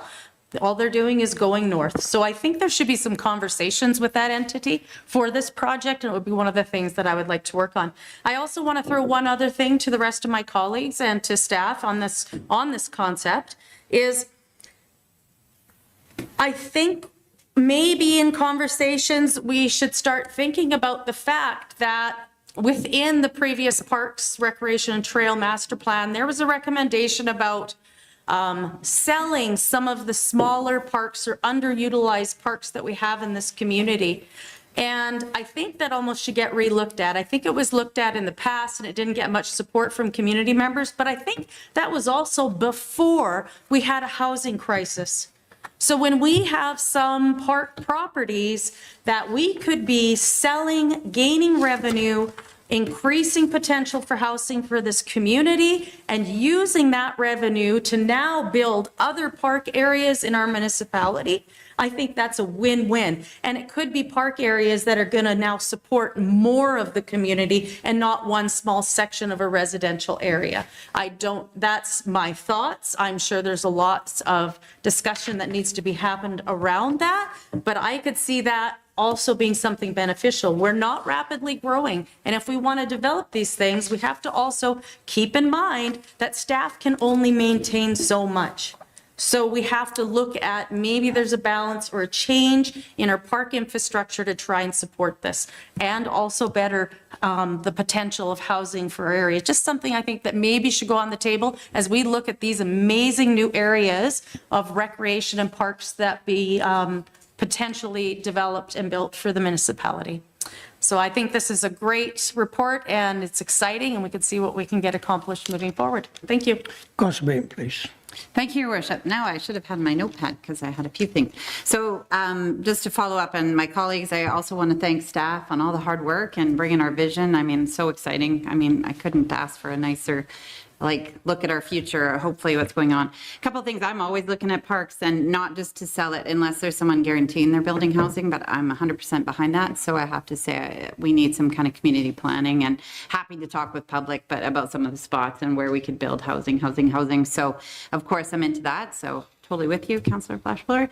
The other thing I just wanted to comment, I wasn't even going to, because I don't like to talk just for talk's sake, but I did have a client today that actually had moved here from Vancouver just for a couple of years, a young fella, and was here, and he said, I came to work and I'm staying because the lifestyle, like it's crazy. Like he has no interest in going back down there. So that is what that kind of stuff is going to bring, like literally talk to someone today. So I think that is what we're doing. We're creating, I said, we think that all the time. Like, why do people live down there? And you're commuting 3 hours, hour and a half each way. He was down there, and here it's 10 minutes. So yeah, so I definitely think those are all true statements. Thank you. Councillor Nelson, second time, please. Three things. My colleague touched on something that was important, and that was that when we first initially put this out, part of that concept was to help to create a bit of a buffer zone, because we were very proud of our major industries within our community and we didn't want to impact them. So we wanted to work with them. And this plan really helps to work very closely with all of the industries, and I think help showcase what the network trail opportunities can be. Second thing is that tonight is not the night to talk about parks and selling off parks. We've been 2 or 3 times debating that. I'm not one to advocate selling parks, but if we want to have that as a debate, I think we should be bringing that forward. And then the final point that I wanted to make, Your Worship, was I'm just going to put on, I think, which would be a friendly resolution onto this. It says that pursuant to the report of the senior engineering technologist, April 9th, 2025, Council received the finalized waterfront enhancement plan for information. It should be for endorsed. And further, Council requests staff to incorporate into the OCP plan and request staff to work with, as my colleague pointed out, Suncor and BCR Properties, First Nations, and the existing businesses to develop into an action plan, the concept, and the road network. And further, staff be requested to work on costs and grants to create phases for the waterfront enhancement plan in an action plan for the redevelopment of the waterfront enhancement. As long as it's okay with the mover, you're the mover, and seconder, I have no issue. Is it okay with you? You second it? Yeah, you were seconding. Yep, yeah, I have no problem. Okay, okay. So it's a friendly amendment to the resolution. Please. Can I have? Hold on, let him finish, please. Are you done? Yeah, so Your Worship, really what this does is it takes this plan of 3.5 years. We now put it into our OCP. We now create an action plan behind it to ensure that we can create a road network. My colleague highlighted the fact that Suncor and many other organizations are down there. We want to develop this now. We want to make it happen. We want to make that end of the lake hugely successful as an attraction to tie into our existing network trail system that is so well used in that area. If you could only imagine adding another 1.5 kilometers overlooking the lake and walking and biking and trailing and wheelchairing, it's stunning. Just a concept that other communities would only die for, because you don't have that luxury in other communities because there's houses. My colleague, the reporter, often reports that I live on the north side of the lake. I do. This is on South Lake side. And I'm a huge advocate, because what it does do is it gives us access to 2 more beaches. 2 more beaches in this community, and opens up an area that we've planned now for 3.5 years. We just got to turn it into an action plan and get her done. Thank you. Councillor Flashblower, second, please. Thank you, Your Worship. I was just going to ask my colleague, Councillor Nesson, just on some clarity, but he kind of clarified there. I was wondering if you were also meeting like the RC Cotton development stuff and consulting with WLFN that we talked First about Nations. in OCP. Is that what you're kind Yes. of referencing? Okay, perfect. Thank you. Mr. Murray. Thanks, Your Worship. So I understand where everything that's been discussed here, it will be incorporated in the OCP. We're very clear that's going to go, but Staff will only be able to take it to a certain area because there is no funding available for any kind of studies, collaborations, opportunities, land acquisition, or anything like that. We can explore those opportunities, but at later dates, as we get further down the path, we'll have to bring it forward to incorporate any kind of plans into upcoming budgets to do any work. There's zero money right now attributed to anything here, albeit that it is going to be in the OCP, but everything we're talking about takes money. And right now, there's no money allocated to anything to do with. I'm sure Councillor Nelson coming third time, he's going to tell you he got lots of money. Don't worry, he'll provide the money. Councillor Nelson. I think this document is one of the best documents I've seen in 20 years of being on council. And I think the community will be pushing council to get this done. Really, we're laying the foundation and the base work right now and gearing up. And when we talk about going and lobbying, this is exactly what it's for. Our staff, quite frankly, are some of the best grant writers in the province of BC, and this reeks of huge opportunities and partnerships and grants. Don't talk loudly because somebody might be. Maybe the chamber wants to donate something tonight. Thank you, Worship. Thank you. Just two bits from me. I'm really happy and delighted to see the report. This issue been going on in front of the committee, if I recall, since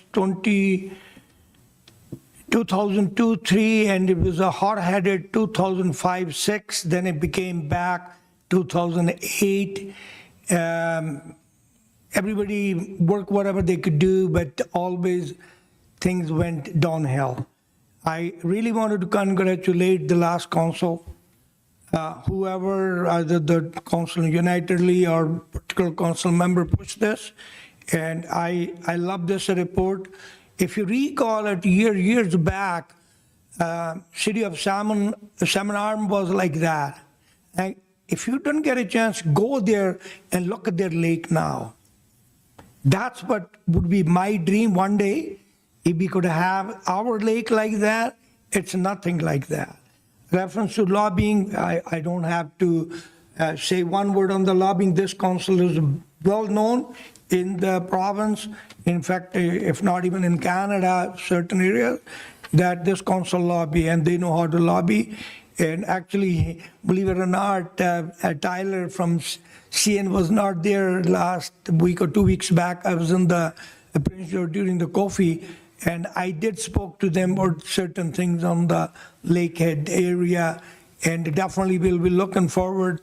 Tyler, what's Tyler's last name? Bannock. Yeah, Bannock. He would be there at NCLG, I'm sure, and the people, including myself, going, will definitely lobby to him and speak to him. He's pretty good, a community-minded person. But once again, my point is I want to thanks to the last council as a whole and the staff bringing this report forward. It's a well-done report, and then we will take an issue from here.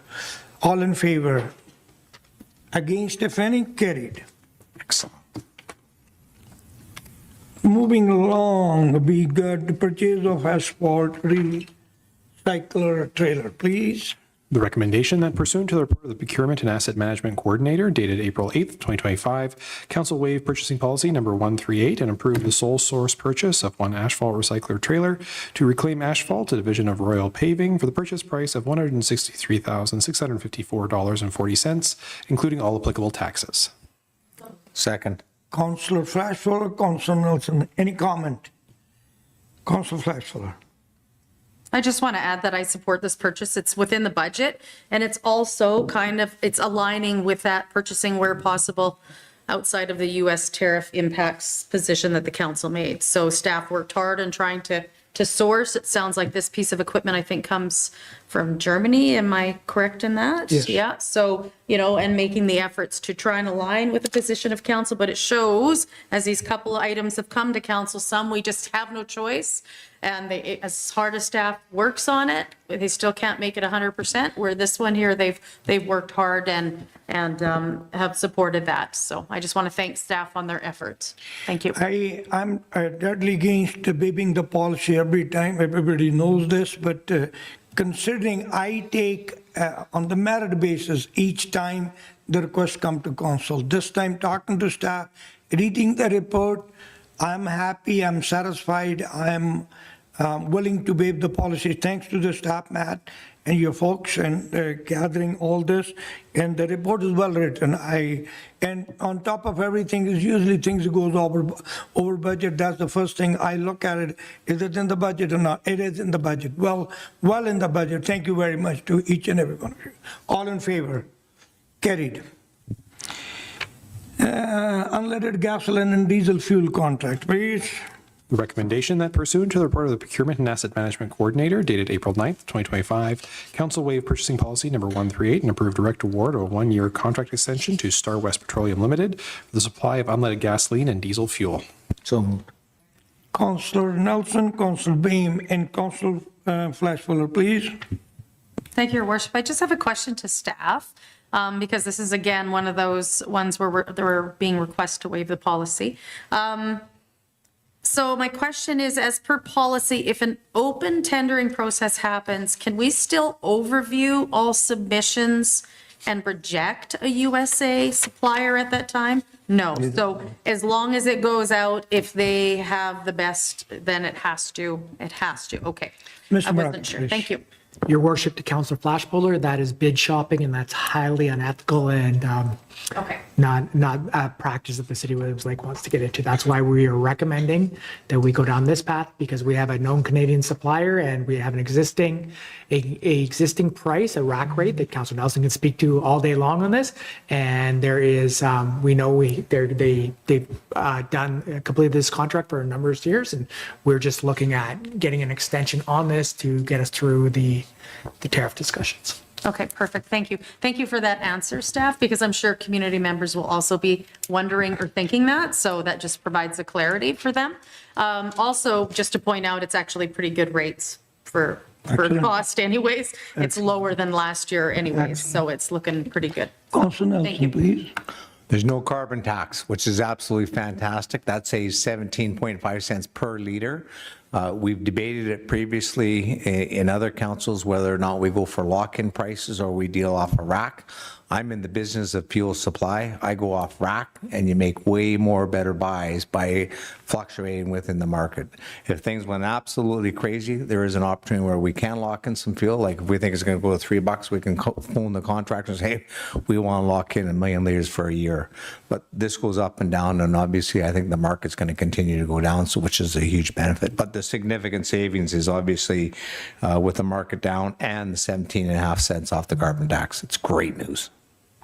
Who would know better than you? Thank you very much. And when I was reading the report just for the communities, again, I'm in favor of waiving the policy in this case. And we have spent almost $250,000 last year purchasing the fuel, which was 65,000 liters of unleaded fuel and 78,000 liters of diesel. When I was reading and I'm making the notes, I usually go with my notes to the staff. When I see the price under $1, I think there's hardly anybody in the SMT team who I didn't ask why this price is so good. Is it a typo or is the price good? Price is good. And like you said, it is a variation in variable price, which I supported wholeheartedly. And once again, thanks to the staff and everyone on the team, and excellent work, guys. Any more comment? Hearing none, all in favor? Carried. Okay, Committee of the Whole, OCP. The committee recommendation that pursuant to the Committee of the Whole Council Report number 11, 2025, and the report of the Planner and Manager of Economic Development dated March 26, 2025, Council endorsed the official community plan and zoning bylaw project launch and public engagement strategy presented by City Spaces Consulting Limited, and further that past council resolutions providing direction on the OCP be included in the guiding documents and consultation process.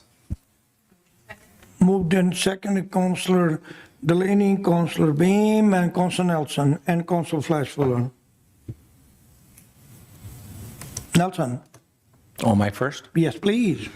I'll be supporting the recommendation, Worship. I just need to highlight the fact that we as a council have taken a number of significant moves in the OCP area over the last 12 months. Significant. And I need to make sure that those are highlighted. We're talking about the opportunity of a secondary crossing from the west side. We're talking about long-term affordable housing, multi-family, low-income housing, commercial sectors. We now have got a 3.5-year study plan, $400,000. That is literally stunning. We want to get incorporated. So I see what we're announcing. I just think that we're missing a number of the key things where we're trying to drive the issue on housing. I'm also aware that the First Nations are bringing forward a plan for the Poplar Grove site or Poplar Glade site. It's public information, so I don't think I'm speaking out of turn, but there's a 50 or 100 lot up by Walmart that the community should be aware of. So pictures mean 1,000 words, and I don't see enough of really the pictures in that. So I'm going to be supporting this and hoping that the staff will be bringing those forward, because, Your Worship, during the 2017 fires, it was a big issue that we worked towards the long term of establishing a secondary crossing. This starts to lay the foundation.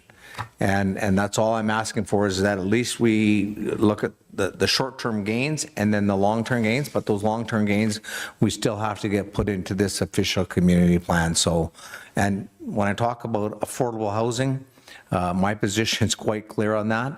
If there's a city block around a key area, 10 years out, there could be an opportunity for multifamily and affordable housing. And we're obviously looking to build in and up Density Drive. Thank you. Excellent. I will Councillor Flash-Fuller, please. Thank you, Your Worship. That's on. I also just want to add, as exciting as this is, and the work that my colleagues brought up of the council and staff, community survey will be coming up. We're looking for as much feedback from the community on this OCP. So please tell your friends at coffee, tell your neighbors, like if you're going in and wanting to put your feedback into this, please do, and let us know what your thoughts are for the community. It's not only what our thoughts are, it's so critical to know what the community thoughts are. So if I'm correct, I think there will be a project launch event at City Hall on April 24th, 4 to 7 p.m. for the community to know that you can come and join us. I think survey number 1 will launch April 24th also. I'm getting a nod from staff that's... We're going to bring it back. Oh, okay. Are we? Okay, perfect. So I just want to make sure that the community is involved. It's important what we think, but extra and even more important to know what the community thinks as a whole. Thank you.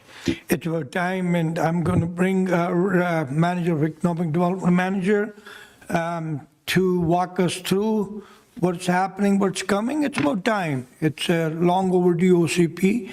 We got a grant of $200,000. Total budget is $300,000. Like Councilor Nelson said, I'll let Ms. Beamkamp, please, whatever you have to tell to the community.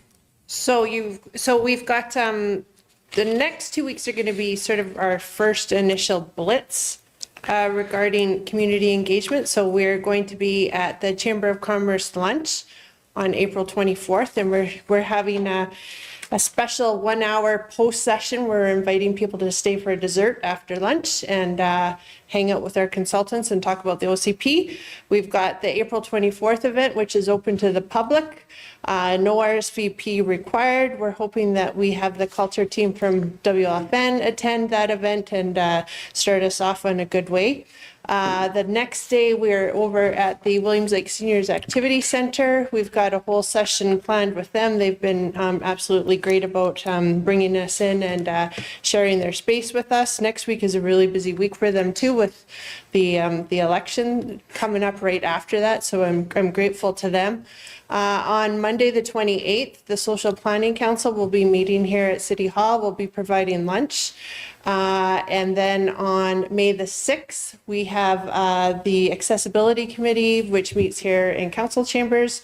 We'll be going through with our consultants as well. All of those dates are listed on the Williams Lake OCP website page. So if people are interested in more information, they can find it there. Just go to the City of Williams Lake. Actually, if you just Google Williams Lake OCP, it comes right up for you, really nice. There'll be some press coming out next week. And the most important thing that everybody can do, and we actually hope we're going to get the survey done and up and live on Thursday, because the long weekend is coming, and that's a good time for people to maybe sit at home and enjoy an extra coffee in the sunshine and do the survey for us. So we're hoping to have it live then, but that survey will be live through the month of May for people to do. We had a really amazing turnout for the active transportation survey. I think we had, did we have 700 responses to that? So if we can beat that, we're going to be, that's my goal. We're going to beat it. We'll see. We'll see. I don't know if we're going to be able to do that, but we're you know, the more responses we get, the better the information. I've already had people reaching out asking if they can have specific engagement sessions regarding certain topics. So we're going to see and do our best to accommodate those. We've got Jessica's trying to get in at the high school, talk to high school kids about what their vision for 2050 is in Williams Lake. So we're going to be busy over the next 8 weeks. Then we'll go dark and we'll go into a drafting phase, and we will be back out in September shopping that draft around and getting more community feedback from that. We are on a really tight schedule for this project. It needs to be completed by December 31st, 2025. That's legislated by the province, so there's not a lot of wiggle room there. And I will say there's a lot of hopes and dreams around this OCP.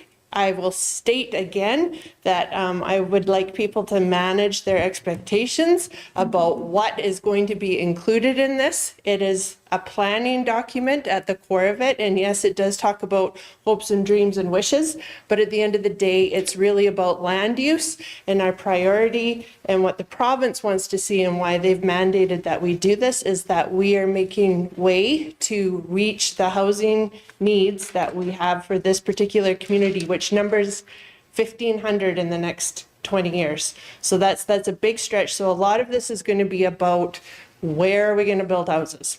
And that's going to be a special focus. We're going to do everything else. The good news, though, is that we are now legislated to update this every 5 years. So what we can't get perfect in this cut, we will continue working on. And then for our next iteration, it's going to get a little bit better and a little bit better as we develop and check off the things that are coming up, high priorities in this one. And hopefully in 10 years, we'll have a whole new list of priorities that we're able to walk out. Excellent. Any question to Ms. Wienkamp? Thank you very much. Well said. And my two bit is this is a significant opportunity for our community to come together and envision the future of Williams Lake. I encourage each and every one of you to get involved. We encourage everyone to participate and contribute to their ideas to help the shape and form this community. How you want this community, it's in your hand. Please get out. Yes, like our economic development manager said, we will continue working on this. It's your community, it's your OCP. How you wanted to envision, how you wanted to shape your community, it's in your hand. So I encourage everyone, if some reason you cannot make it, she went through all the list of places. I got the pamphlet, there's a pamphlet all over the place in the community. 5 of them are different places, and equally, you can log into the web page. I couldn't insist now. Please give your input to the council and to the staff. This is your community. That's enough. Anybody else? Hearing none, all in favor. Thank you, Beth and Wienkamp, and I really appreciate your leadership and the staff working with you on this whole issue. Okay, moving along. Next one is minutes of the Central Cariboo, please. Clerks note that the minutes of the Central Cariboo Joint Committee meeting held March 26, 2025 be received. Moved and seconded, Council Flashballer and Councilor Delaney. Anybody to speak? Any comment? Hearing none, all in favor? Carried. Number 2, Ministry of Health, please. Clerks note that the letter from the Ministry of Health dated April 2nd, 2025 regarding a one-time no-cost initiative to distribute nasal naloxone kits to publicly funded organizations where a toxic drug event may occur be received for information. Moved in second, Councillor Delaney, Councillor Flashballer, Councillor Nelson. Before you go, I'm going to ask Mr. Maraca to say a few words, please. Thanks, Your Worship. So we have reviewed this at the staff level, and this was basically, this was a commitment from an organization to give us the nasal supply for naloxone. Reviewing the fine print, it was a one-time offer, but it did come with a bunch of requirements, and that being that we commit to be using it, we commit to the training, we commit to our staff like having counseling if they have to do it. There was a lot of commitment to us, and as operations, we're not prepared to put our staff in a situation where there's the commitment that they have to use it and put themselves in that situation if they don't want to. We do provide staff, the ones that have, like the want to have that opportunity. We give them the needles, or we give them like sometimes the nasal spray, but we are not making it a requirement that all staff carry these things and are have to basically administer this on their work time. It's not something that we, I believe it is outside our lane to be enforcing that on our staff. And it was a one-time thing, but it came with a long-term commitment. Councillor Nelson, thank you. Well, I read the letter from the executive director, and I appreciated very much the information. I'm more concerned about making sure that they've got on the radar plan a facilities to assist people that are addicted to drugs and have mental issues that are flailing throughout the community in the evenings and at the nights, ODing. And I'm an advocate of an involuntary treatment center. This council is on record of being as supportive of an involuntary treatment center, along with First Nations, the community, and Interior Health. So really, at the end of the day, this information coming forward, and I understand where the staff's concerns are coming from. This is a pit stop as it is a drug den, in my opinion. So I'm not one to get. I'm looking at the big picture, that we need an involuntary treatment center. So if we can include a meeting be set up with this resolution of receiving this, and then put in that we'd like to meet with Interior Health or the Ministry of Health, both of them, and find out when they're anticipating building a involuntary treatment center within our community. If I can suggest, why don't you request this issue be added to the meeting? We have a regular meeting with IHA. The next IHA meeting, we can add this to the discussion. Sure, that'd be great. Is that okay? That's great. Yeah, I mean, no sense having a resolution. We can't get there. Let's have the discussion. Let's see the feel, how they feel, what they are, what they have to say, where they are. So then we can make it to the minister and UBCM if we have to. Is that okay? Yeah, Your Worship, that's fine. I just want to make sure that there's no discussion about continuing with this initiative, because as far as staff's concerned, this initiative is a non-starter. That's why we're receiving it. So we're receiving it, exactly.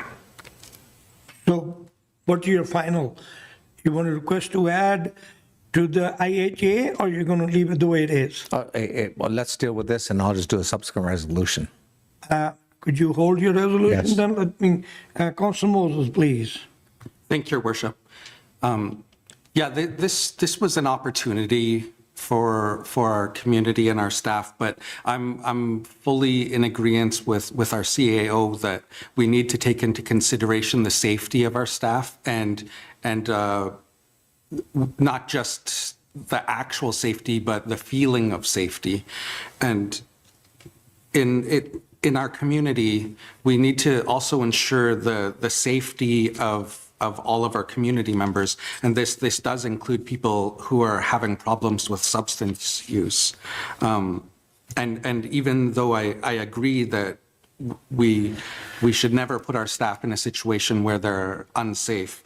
Luckily, we do have organizations in our community who do this kind of work on a daily basis around the clock, including CMHA, BGC, Denisekai, Three Corners, like Friendship Center, we have around a dozen of them, and they do have this training to do this work. So I understand that if our city staff do not feel safe with this, that we just continue to provide support to the organizations that do this work. Thank you, Your Worship.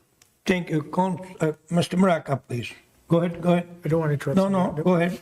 So, thanks, Your Worship. So there are staff that do carry these things, including myself. Like I wanted the nasal stuff because I personally felt that it was safer for myself than not being exposed to the bloodborne pathogens if you had to give the needle. And we've requested from the Ministry of Health for years that they give us the nasal stuff because it was $100 a dose, I think it was. I think it was like, and we kept saying, let us have it. But they only provided that to the people that were using it and to First Nations government. And we had always tried to get it. Now they're taking this approach where it's still not available for somebody like me to get it if I want to have it, unless I commit everybody to it. And it's a one-time thing, and we're committing everybody to it from now on. So I think that that's the gray area. I mean, if they want more people to administer it, you take the risk out of it for this sort of stuff for the people that want to do it or feel obligated to do it. And I think the nasal stuff should be available to anybody that wants the nasal ones, not just the needles, because I wouldn't administer the needle personally. So. Thank you. Councilor Delaney. Thank you, Mr. Mayor. Yeah, I agree 100% with the CAO. When I read that, I was like, ooh, I don't know. Yeah, people need to be volunteering for training on specific things, and this would be outside the scope. But my question is, how many kits were they talking? Like, is it just like one kit per staff person, or? I think it was 10 per. Your Worship, to Councilor Delaney. 10 kits initially, while some organizations that retain you, they can go beyond the 10.